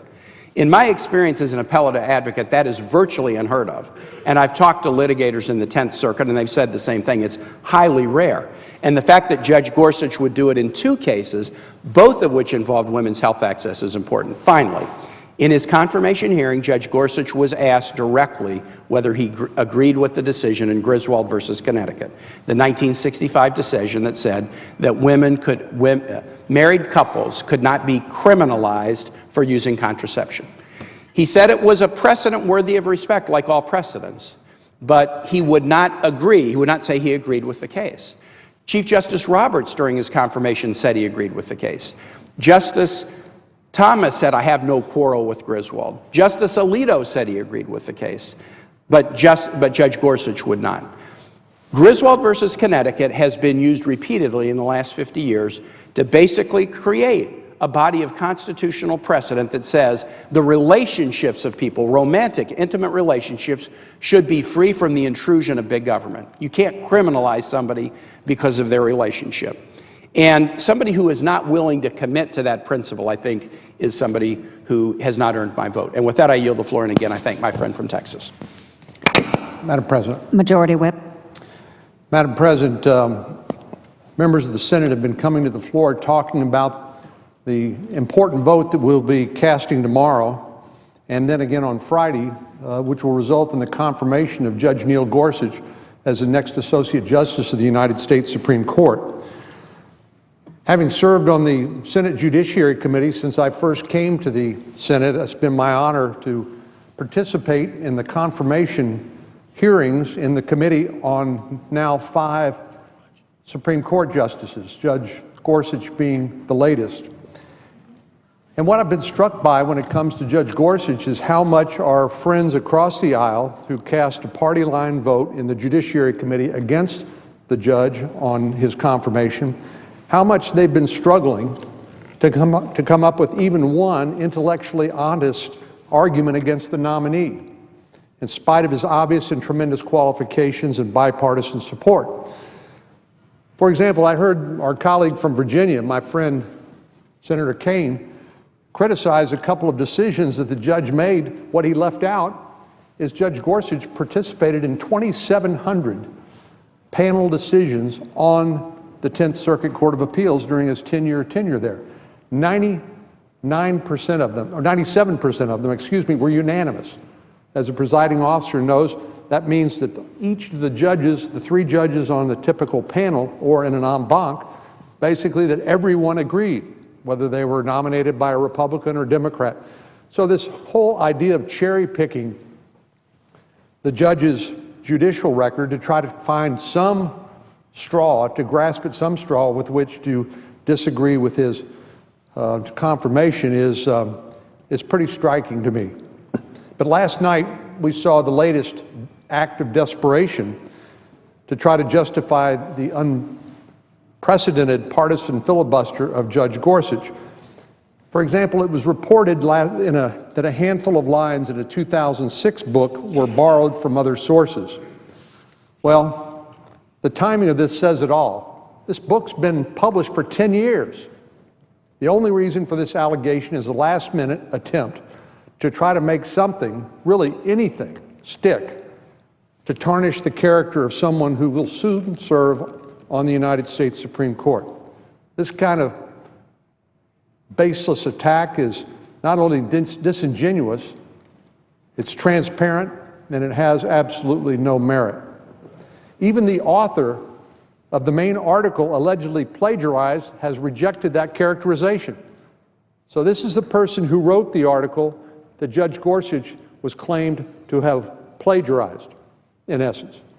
Well, the author of the main article rejected the characterization of plagiarization. She said that under the circumstances, it would have been awkward and difficult for Judge Gorsuch to have used different language.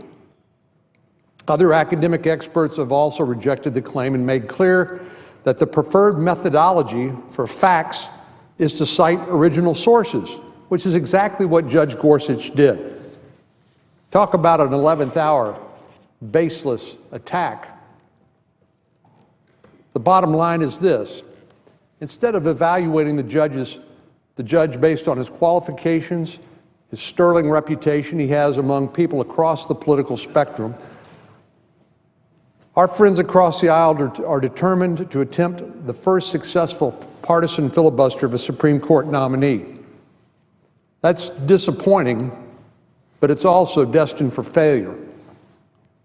Yesterday, I pointed out how we actually got here.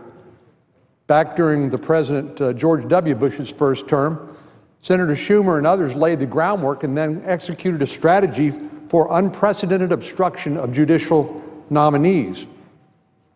That was in response to the election of the last Republican president. And this is in response to the election of a new Republican president.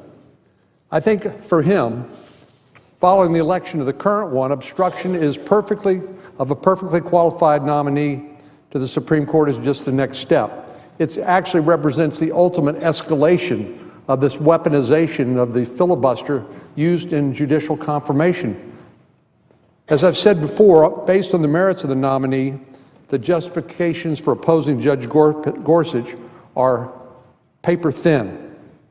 Our colleagues across the aisle unanimously supported Judge Gorsuch when he was confirmed to the 10th Circuit Court of Appeals just 10 years ago. He got everybody's vote. It was a voice vote. This was to the 10th Circuit Court of Appeals, a lifetime tenured position. All of them agreed he should be confirmed. Well, that includes then Senators Obama, Senator Clinton, and Senator Biden. So I would ask you, what has changed in the last 10 years that now caused them to reach deep into their bag of tricks and to filibuster this nominee for the Supreme Court? Well, it isn't his track record as judge, that's for sure. As I mentioned, of the 2,700 cases he's participated in, 97% were unanimous. 97%. One recent analysis put him in the middle of his circuit, ideologically speaking. And for a decade, he's done a good, fair work as a judge on the 10th Circuit. Really outstanding work, to be honest. And that should tell you something about this judge and this man. But it should also tell you something about the opponents of this nominee, many of whom, like Barack Obama and Hillary Clinton, as I mentioned, supported his nomination just 10 years ago. The only thing that's changed, the only thing that explains our radical shift of Democrats in opposition to this good judge is that now President Trump is in the White House. I honestly believe that every excuse they've come up with to engage in this unprecedented filibuster is completely without merit. What they're really upset about is what happened on November the 8th. And I don't believe if they won't confirm Judge Gorsuch, they will never vote to confirm any nominee of this president, period. And what we're talking about is, all we're asking for is an up or down vote. If they want to vote against the nomination, that's their right. But as everybody knows, to get to that, we first have to get 60 votes to close off debate and then get to the majority up or down vote. But they won't even allow us to move to a vote. So I hope that our Democratic friends who are obstructing will reconsider. I believe there are 4 Democrats who are going to join all the Republicans in voting to confirm this nominee, so he will enjoy bipartisan support, as he should. This judge is a faithful interpreter of the law. He believes in an independent judiciary and enjoys support across the ideological spectrum. He will be confirmed as the next Supreme Court justice, but it's up to our Democratic friends to determine just how that occurs. Mr. President, I yield the floor. Clerk will call the roll. Mr. Alexander.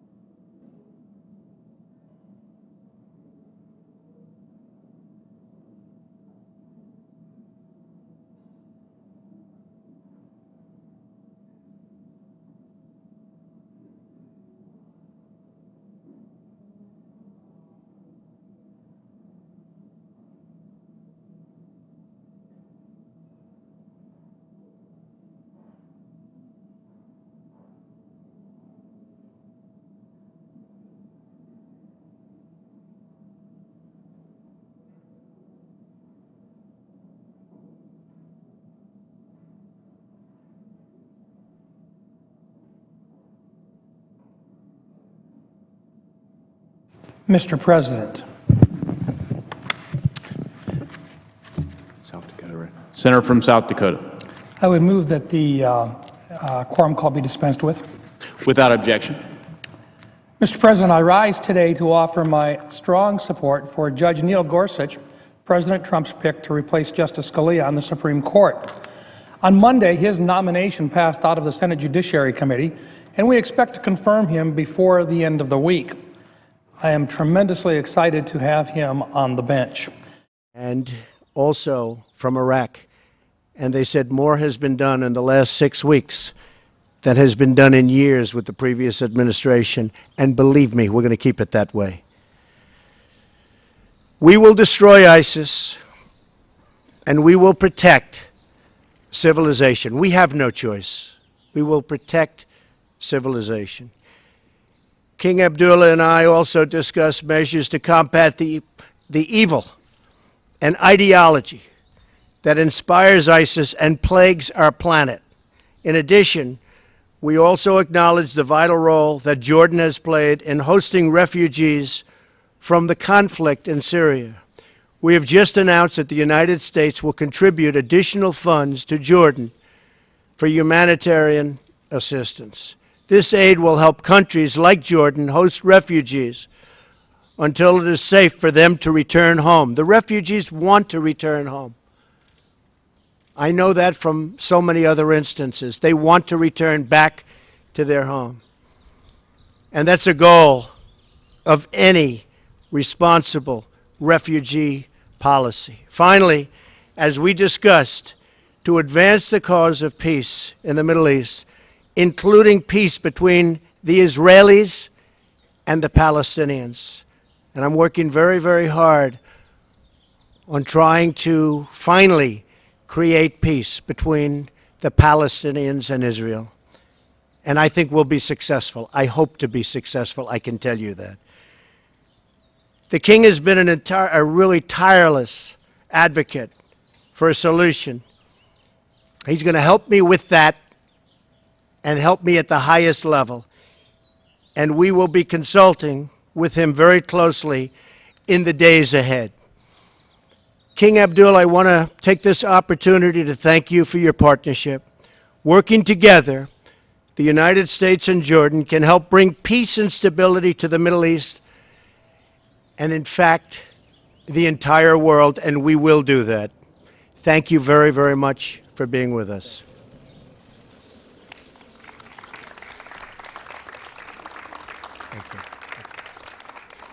Mr. President, thank you for such a kind and warm welcome to the White House. I fondly remember the meetings we've had many years ago and more recently several months ago. You've always been a generous host and have always looked after us. We are very delighted with the way the discussions have gone so far, and we're delighted to be here in such a wonderful setting and such a beautiful day, which I think is a tremendous mark of how we are going to move into the future. We've had a very good round of talks today, and I'm looking forward to continuing these discussions later on in our meetings after the press conference. What I do want to say is how much we deeply appreciate the close relations we have with the United States, with you, Mr. President, and with the American people. This is a strategic partnership that we call and keep very close to our hearts, and it is a partnership on so many levels that we will continue, I think, with the frank discussions that we had today to improve on as we face the challenges of the future. And I am very delighted for your vision, your holistic approach to all the challenges in our region, and to the dedication of your team in being able to translate your policy into actions successfully, hopefully, as we move forward. The challenges we face today are many and not exclusive to my region, as I've just mentioned. They are global, and particularly the threats to global security. Terrorism has no borders, no nationality, no religion, and therefore joint action with a holistic approach, as I had just mentioned, Mr. President, is crucial. I am very delighted that you have the vision to be able to move in that direction, and I think that the world will be in a very good place as we move with all these challenges ahead. No doubt, with all the challenges that we face in the world, the role of the U.S. is key to all the issues that we have around the world. But it's not just the fact that we should expect the United States to do all the heavy lifting. The heavy lifting has to be done by all of us in the international community to support the United States in being able to translate that vision into the right direction. So there's a lot of responsibility for all of us in the international community to support the President, the administration, and the American people to bring brighter days to all of us. We are very encouraged with the President's determination to support Arab and Muslim states in their fight against terrorism, but it is not only the fight of terrorism inside of our societies, but we as Arab Muslim states standing behind the international community in being able to defeat this international scourge. In Syria, we need a political solution that ends the conflict in the country and preserve its unity and territorial integrity. As the President mentioned, the issue we discussed was the Israeli-Palestinian conflict, which is essentially the core conflict in our region. And the President's early engagement is beginning in bringing the Palestinians and Israelis together has been a very encouraging sign for all of us. And I think, sir, it was that initiative that allowed us at the Arab Summit last week to extend through the Arab Peace Initiative the message of peace to Israel, which we all hopefully will work together to make that come about. All Arab countries relaunched the Arab Peace Initiative, I said last week. It offers a historic reconciliation between Israel and the Palestinians, as well as all member states of the Arab League. It is the most comprehensive framework for lasting peace, and it ensures statehood for the Palestinians, but also security, acceptance, and normal ties for Israel with all Arab countries and hopefully all Islamic countries. So we appreciate your commitment in all these issues where others have failed. You'll find a strong ally in Jordan in supporting you in all your policies. And if I may just say, as you have on Syria and the gas attack, unfortunately, as you and I both agree, this is another testament to the failure of the international diplomacy to find the solutions to this crisis. But I believe under your leadership, we will be able to unravel this very complicated situation. This has been ongoing for 7 years now, has descended into proxy wars from different parties with dubious agendas. But at the end of the day, as you pointed out, Mr. President, it's the civilians, women and children that are paying the heaviest price. This is happening on our watch, on our conscience, as well as the global community. And I know the passion and emotion that the President has expressed in how this should not be tolerated whatsoever. And this threshold of inhumanity and savagery that are being crossed every day is something that I know the President will not allow to happen wherever it may be, and I fully support and endorse the President in this issue. So I want to thank you, sir, because you have the outlook of looking not just at the Syrian challenges, but that of Iraq, Israel, Palestine, Libya, and everything that is in our region. So I think your message to all of us is a message of hope, and that's what I take away from this conference. And I thank you for all that you have done so far and all that you will do, sir.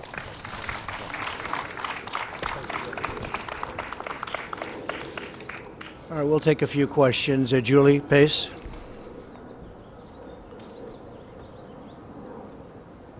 Thank you, sir. I have questions on Syria for both leaders, but if I could start with you, Mr. President. You've condemned the chemical attacks in Syria, but you also appeared in your statement yesterday to pin some of the blame on the Obama administration. You're the president now. Do you feel like you bear responsibility for responding to the chemical attacks, and does the chemical attack cross a red line for you? Well, I think the Obama administration had a great opportunity to solve this crisis a long time ago when he said the red line in the sand. And when he didn't cross that line after making the threat, I think that set us back a long ways, not only in Syria, but in many other parts of the world, because it was a blank threat. I think it was something that was not one of our better days as a country. So I do feel that, Julie. I feel it very strongly. To the chemical attack? I now have responsibility, and I will have that responsibility and carry it very proudly. I will tell you that. It is now my responsibility. It was a great opportunity missed. As you know, I'll be meeting with the president of China very soon in Florida, and that's another responsibility we have, and that's called the country of North Korea. We have a big problem. We have somebody that is not doing the right thing. And that's going to be my responsibility. But I'll tell you, that responsibility could have been made a lot easier if it was handled years ago. Before I move on to the king, can I just quickly ask you if the chemical attack crosses a red line for you? It crossed a lot of lines for me. When you kill innocent children, innocent babies, little babies, with a chemical gas that is so lethal. People were shocked to hear what gas it was. That crosses many, many lines, beyond the red line, many, many lines. Thank you very much. And Your Majesty, if I could ask about refugees, your country has really borne the brunt of the refugee crisis in Syria. The president has signed travel bans that would block Syrians from coming to the U.S. If that goes into effect, what would the impact on your country and across the region be? Well, I think as the president pointed out, most, if not all, Syrian refugees actually want to go back to Syria. And that what we're working with the United States and the international community is to be able to stabilize the refugees in our country, give them the tools so that as we're working with the solutions in Syria, we have the ability to be able to send them back as a positive influence into their economies. And again, the president and the Europeans are being very forward-leaning in being able to look after our host community. Tremendous burden on our country, but again, tremendous appreciation to the United States and the Western countries for being able to help us in dealing with that. Dalit, please.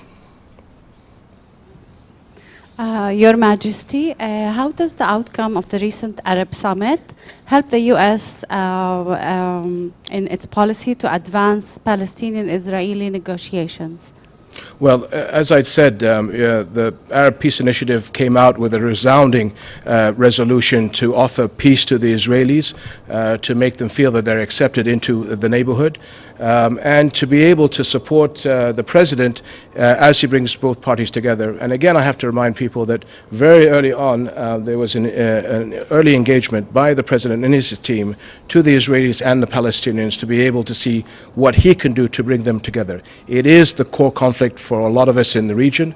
The president knows this. He has his instincts in the right place. And working with his team, our job, as I said, is to do the heavy lifting. The Arabs are prepared to do whatever they can to bring Israelis and Palestinians together under the leadership of the president. Thank you. John Yang. Thank you, Mr. President. I'd like to follow up on Julie's question and press you a little more on Syria. How will you distinguish your policy and your actions on Syria from the inaction that you criticized of the previous administration? You say it's now your responsibility. What should we see or what should we look for that will be different? And Your Majesty, I'd like to ask you, what gives you, this is now your second meeting with the President, what gives you the optimism that Mr. Trump will succeed in the Israeli-Palestinian conflict where so many others have failed before him to be a broker for peace? I like to think of myself as a very flexible person. I don't have to have one specific way, and if the world changes, I go the same way. I don't change. Well, I do change, and I am flexible, and I'm proud of that flexibility. And I will tell you that attack on children yesterday had a big impact on me. Big impact.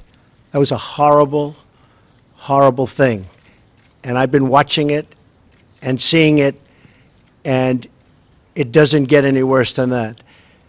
And I have that flexibility, and it's very, very possible, and I will tell you it's already happened, that my attitude toward Syria and Assad has changed very much. And if you look back over the last few weeks, there were other attacks using gas. You're now talking about a whole different level. So, as you know, I would love to have never been in the Middle East. I would love to have never seen that whole big situation start. But once it started, we got out the wrong way, and ISIS formed in the vacuum, and lots of bad things happened. I will tell you, what happened yesterday is unacceptable to me. Can I follow up, sir? Last year you seemed to be reluctant to get involved or to intervene in Syria directly. Is that one thing that's changed after yesterday? Well, one of the things I think you've noticed about me is militarily, I don't like to say where I'm going and what I'm doing. And I watched past administrations say, we will attack at such and such a day, at such and such an hour. And you, being a warrior, you would say, why are they saying that? And I'm sure you sat back in Jordan and you said, why are they saying that? I watched Mosul, where the past administration were saying, we will be attacking in 4 months. And I said, why are they doing that? Then a month goes by and they say, we will be attacking in 3 months, and then 2 months, and then we will be attacking next week. And I'm saying, why are they doing that? And as you know, Mosul turned out to be a much harder fight than anyone thought. And a lot of people have been lost in that fight. I'm not saying I'm doing anything one way or the other, but I'm certainly not going to be telling you, as much as I respect you, John. Thank you. Sir, I think on behalf of the President, what I saw was an early engagement by the President and his team with all of us in the region about the challenges between the Israelis and Palestinians. I had the honor of seeing the President and his team again in January, where this was discussed. The President understands the nuances and the challenges. I think he has the courage and the dedication to be able to do this. Like I said before, all of us have a responsibility to help the President push us over the finish line. And so his team has been in the region. They've been talking to all the partners. And it is our job to facilitate the atmospherics between Israelis and Palestinians to move together and give the support to the President to be able to smooth the edges over between Israelis and Palestinians to achieve this. And the President understands that if we don't solve this problem, how are we going to win the global fight against terrorism, which is his #1 priority? So this is a core issue that he understands. And I think he has the commitment, and he has my full support for this, as he does from many, many countries in our region. And I have to just say that the world is a mess. I inherited a mess, whether it's the Middle East, whether it's North Korea, whether it's so many other things, whether it's in our country, horrible trade deals. I inherited a mess. We're going to fix it. We're going to fix it. Okay. Thank you. Nadia? Thank you, Your Majesty. You touch upon the subject now, but if I ask you to look forward, how do you see the future of fighting terrorism post-Raqqa and Mosul, especially the role that Jordan will play in the eastern part of Iraq? And do you believe the real battle will start then? And if I may, Mr. President, you know very well that the Iranian militias and Hezbollah has been propping the Syrian regime for a while, over a few years now. Will you go after them? What message will you give them today? And will you work with the Russians to stop, to ground the Syrian Air Force and to establish safe zones? Thank you. Well, the first part is that we are seeing very recently tremendous gains on the ground in Raqqa and Mosul. Again, I think as the President alluded to, it's very difficult to put timelines on this issue because the battle space is always very fluid. But I think that the war is being won on the ground. Having said that, terrorists are on the move. They'll be on the move inside of Iraq and inside of Syria, so that we have to make sure that we adapt our plans accordingly, and they move beyond borders, beyond our region and elsewhere. So as we and the administration have discussed, it's this holistic approach. How do we fight them wherever they are? And I think that is the understanding. Terrorists have no respect for borders and religions and people. So it's the seriousness of how we do this holistic approach that I've mentioned several times. And what I'm really delighted is that the understanding by the President and the administration in how to deal with this globally. And I think you're seeing a move in the right direction because the policy now is being charted out, and my discussions with the Defense Secretary and the Foreign Secretary allows us to be then able to decide how we adapt ourselves in the region to be able to come in line with international diplomacy. The Iran deal made by the previous administration is one of the worst deals I have ever witnessed, and I've witnessed some beauties. It's one of the worst deals I've ever witnessed. It should never have been made. It was totally one-sided against the United States and, frankly, against much of the Middle East. I will do whatever I have to do. They have a deal. It was, some people say, not done properly, even in the form of its finalization. There was no vote from Congress. There was no real ratification. But I will do what I have to do with respect to the Iran deal. As far as ISIS is concerned, the United States will work with whoever it's appropriate to work with to totally eradicate ISIS and other terrorists. And by the way, ISIS is one group, but others have formed. Frankly, they're all over the place. We will do what we have to do to eradicate terrorism. But, sir, I'm talking about the Iranian militias in Syria, supporting the Syrian regime separate of the nuclear deal. What message do you have for them today? You will see. They will have a message. You will see what the message will be. Okay? Thank you. Thank you all very much. Thank you. Thank you.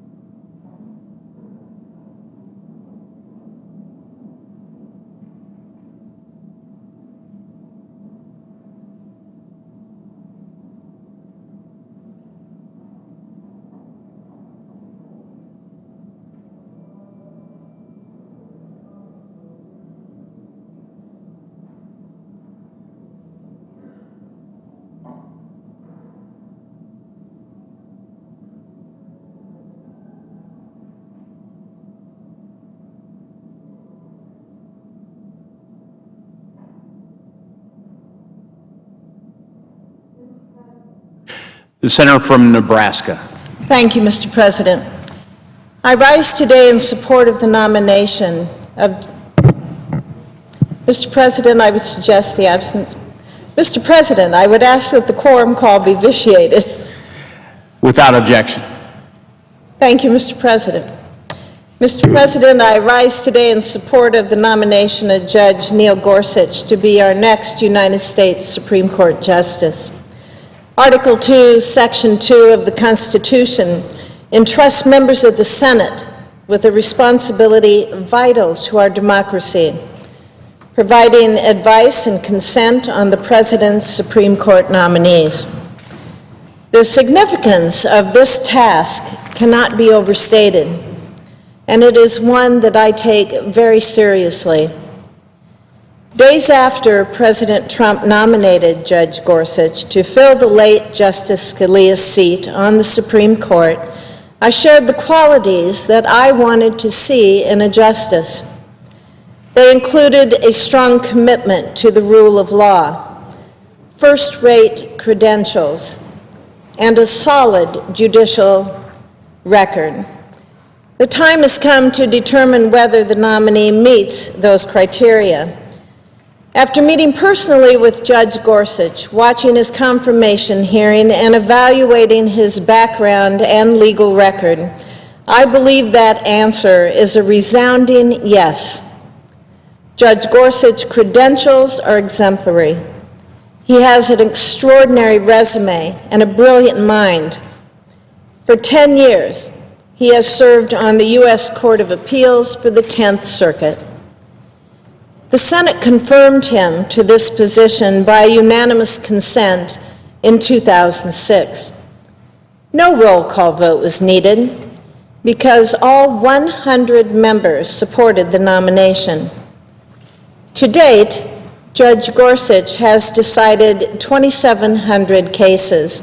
99% of the time, he sided with the majority. He's authored opinions in 800 of those cases. 98% of the decisions in these cases were unanimous. This record tells us something important.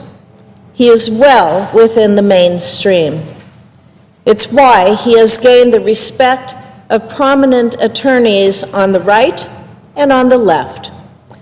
Several of my Democratic colleagues have made similar observations. Senator Donnelly recently said that he would support Judge Gorsuch's nomination because, quote, he is a qualified jurist who will base his decisions on his understanding of the law. Similarly, Senator Heidkamp indicated that she would vote to confirm Judge Gorsuch because, quote, he has a record as a balanced, meticulous, and well-respected jurist who understands the rule of law. Mr. President, my colleagues have it right. A justice should be a follower of the Constitution, not a trailblazer or an advocate. His or her role is to interpret and uphold the laws, not to create them. Judge Gorsuch understands this. He takes it seriously. In his confirmation hearing before the Senate Judiciary Committee, Gorsuch emphasized the importance of judicial precedent and a fair approach to the law. He said, "I come here with no agenda but one, to be as good and faithful a judge as I know how to be." Similarly, in a private meeting in my office, the judge promised to follow the law wherever it may lead. Judge Gorsuch recognizes the pivotal but the limited role that the Constitution allows judges to play in our republic. During long days of testimony at his confirmation hearing, he made clear that while legislators answer to the people, a judge answers only to the law. At the same time, Judge Gorsuch said that he interprets his judicial oath as a promise to make sure that every person, poor or rich, mighty or meek, gets equal protection of the law. Mr. President, equality before the law is Nebraska's state motto. It represents the commitment Nebraskans made 150 years ago when we entered the Union. That principle remains strong today. It should be a cornerstone of judicial philosophy for any nominee to our nation's highest court. It's why the words equal justice under the law are engraved on the front of the Supreme Court. Judge Gorsuch is dedicated to this principle. He's committed to applying the law neutrally, equally, and fairly to all people.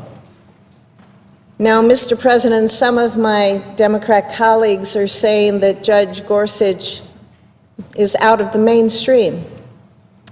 They argue he won't look out for the little guy. They are prepared to take the unprecedented and extreme step of filibustering this nomination.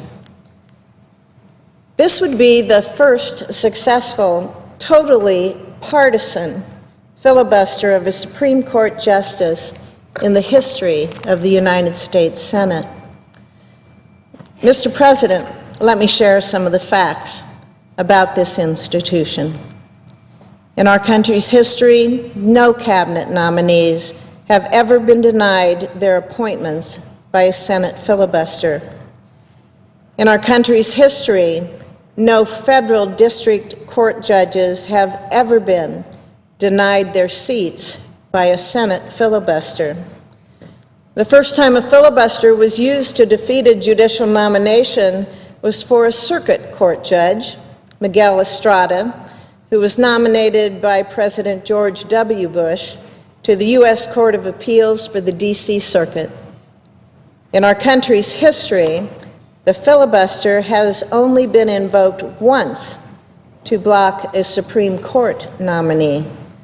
It was in 1968, and a threatened bipartisan filibuster by Republicans and Democrats prevented Associate Justice Fortas from becoming Chief Justice of the Supreme Court.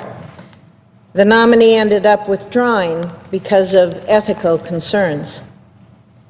2 sitting members of the Supreme Court were confirmed by fewer than 60 votes on an up or down vote. But neither one was the subject of a filibuster. A filibuster of this nominee, it sets a dangerous precedent and undermines the reputation of this institution. Judge Gorsuch will make an excellent Supreme Court justice. The American people deserve to have him on the bench, and I look forward to voting in support of Judge Gorsuch's nomination to serve as our next Supreme Court justice.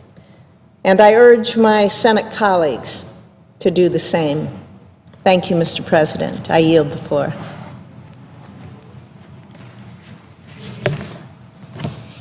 Mr. President, I would suggest the absence of a quorum.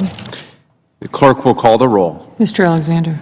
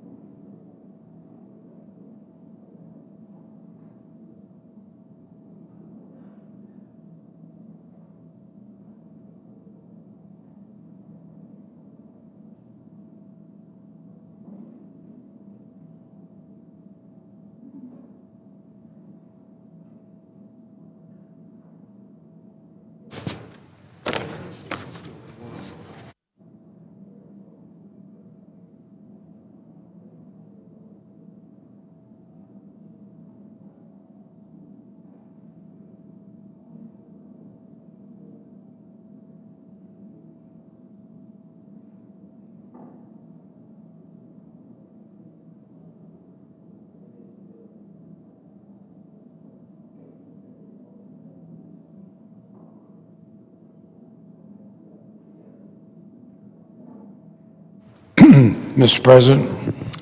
The senator from Vermont.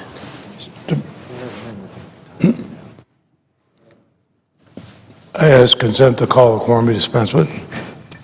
Without objection.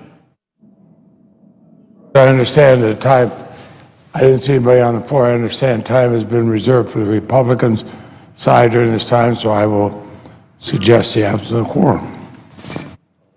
The clerk will call the roll. Mr. Alexander.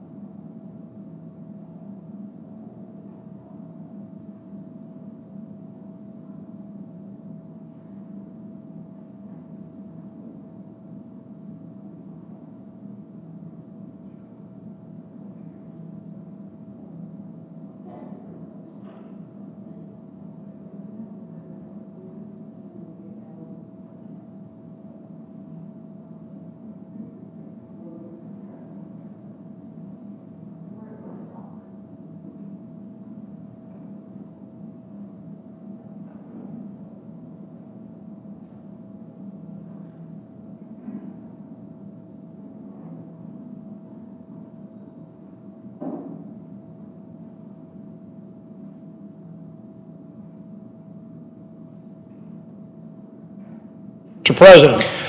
The senator from North Dakota. Mr. President, I ask the quorum call be vitiated. Without objection. Thank you. Mr. President, I'm honored to come to the floor today and join my colleagues to support the nomination of Judge Neil Gorsuch to the Supreme Court of the United States.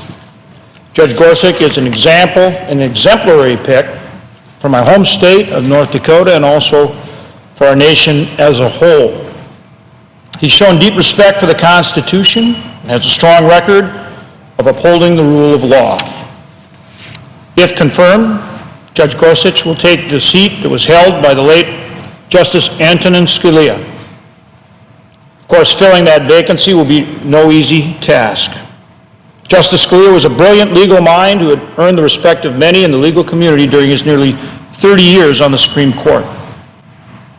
He was a true defender of the U.S. Constitution and sought to protect it so that future generations of Americans could live and thrive in a free society. His legacy on the court will influence American jurisprudence for generations to come. If there is anyone who is worthy of filling Justice Scalia's shoes, it is Judge Gorsuch. Like Scalia, Judge Gorsuch is an originalist when it comes to interpreting the Constitution. I had the pleasure of meeting with Judge Gorsuch last week to discuss his nomination, and I'm confident that he will make an excellent justice. Mr. President, if you look at his background, it is clear that he is an incredibly qualified nominee. After receiving degrees from Columbia, Harvard, and then Oxford, Judge Gorsuch went on to clerk for notable Supreme Court Justices Byron White and Anthony Kennedy before entering private practice. After 10 years of private practice, Gorsuch began his career in public service as a Deputy Associate Attorney General at the United States Department of Justice. In 2006, he was nominated by George Bush to be the United States Court of Appeals for the 10th Circuit, and he was confirmed unanimously by the United States Senate. Let me repeat that. He was confirmed unanimously by this body.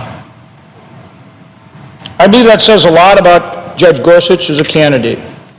In a body that is so often divided, a candidate that can receive unanimous support is truly noteworthy. When nominated by the President, Judge Gorsuch said, quote, "A judge who likes every outcome he reaches is very likely a bad judge, stretching for results he prefers rather than those the law demands," end quote. During his tenure on the 10th Circuit, he has demonstrated fair and prudent judgment in his opinions. In addition to his impressive professional background, Judge Gorsuch has roots as a Westerner and will bring those roots and a much-needed perspective to the Supreme Court. Because decisions that come from the court affect the lives of Americans from across the country, it's important that the court is comprised of justices from different regions of the country. It's critical that our next Supreme Court justice has familiarity with the challenges Western and Midwestern states like my home state and others face. Issues such as states' rights, Second Amendment rights, land use disputes, and the complex relationship between state and tribal governments. These are the everyday realities that we face across this country that the justices must deal with. I expect many of these important issues to come before the Supreme Court in the coming months. In fact, just yesterday, the court decided to move forward on litigation regarding former President Obama's Waters of the U.S. rule, also known as WOTUS, which has had a significant burdensome impact on farmers and ranchers and threatens the constitutional role of the states. Judge Gorsuch's background also makes him a prominent voice for Indian country. As chairman of the Senate Indian Affairs Committee, I believe it's important for our next Supreme Court justice to have a concrete concrete record of respecting tribal sovereignty. I was pleased to learn that he has earned the support of a number of Native American groups, including the National Congress of American Indians and the Native American Rights Fund. Judge Gorsuch has a long history of handling cases that affect Native Americans from his time on the 10th Circuit. And he's demonstrated a consistent understanding of the unique legal principles involved in federal tribal law. The boundary between state and tribal authorities is often ambiguous. Yet Judge Gorsuch was able to bring clarity as he diligently studied the law and respected existing precedents in tribal sovereignty. For example, the Ute tribe of Utah has been engaged in legal battles with the state over the state's authority to prosecute Native Americans on tribal land. Judge Gorsuch has consistently ruled in favor of tribal sovereignty.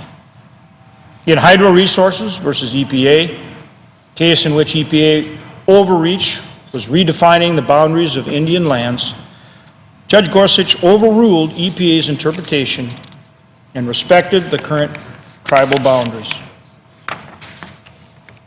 Mr. President, for all these reasons, I urge a yes vote on Judge Gorsuch's nomination. As the highest court in the land, the decisions have a widespread impact on millions of Americans. When the stakes are this high, it is necessary that we confirm someone with a sound, fair, and prudent approach to the law.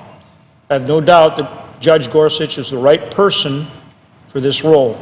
I enthusiastically support his nomination and urge my colleagues on both sides of the aisle to do the same.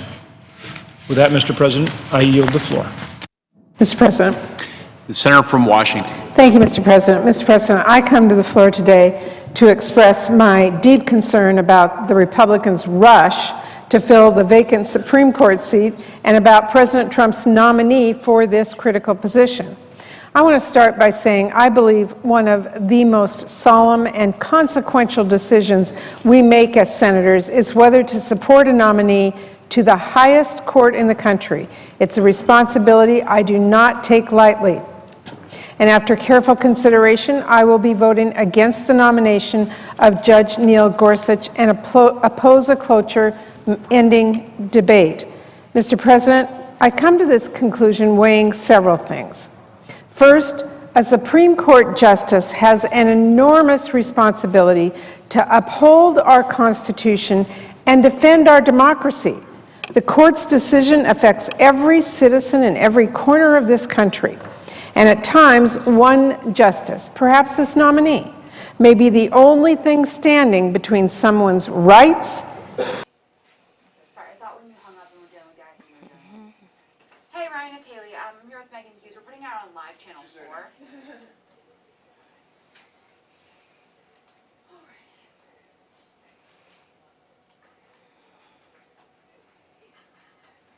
What?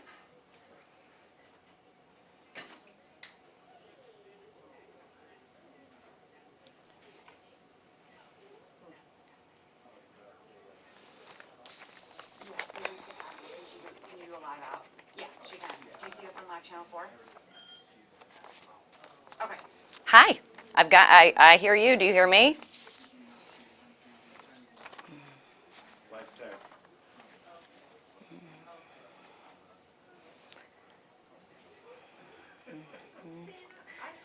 New York Times. Saying, hey.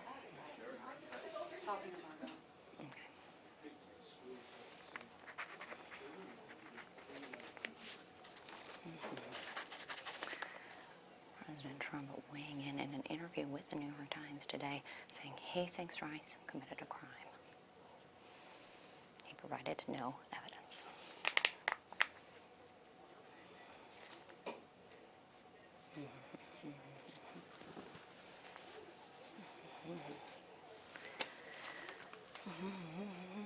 He provided no evidence.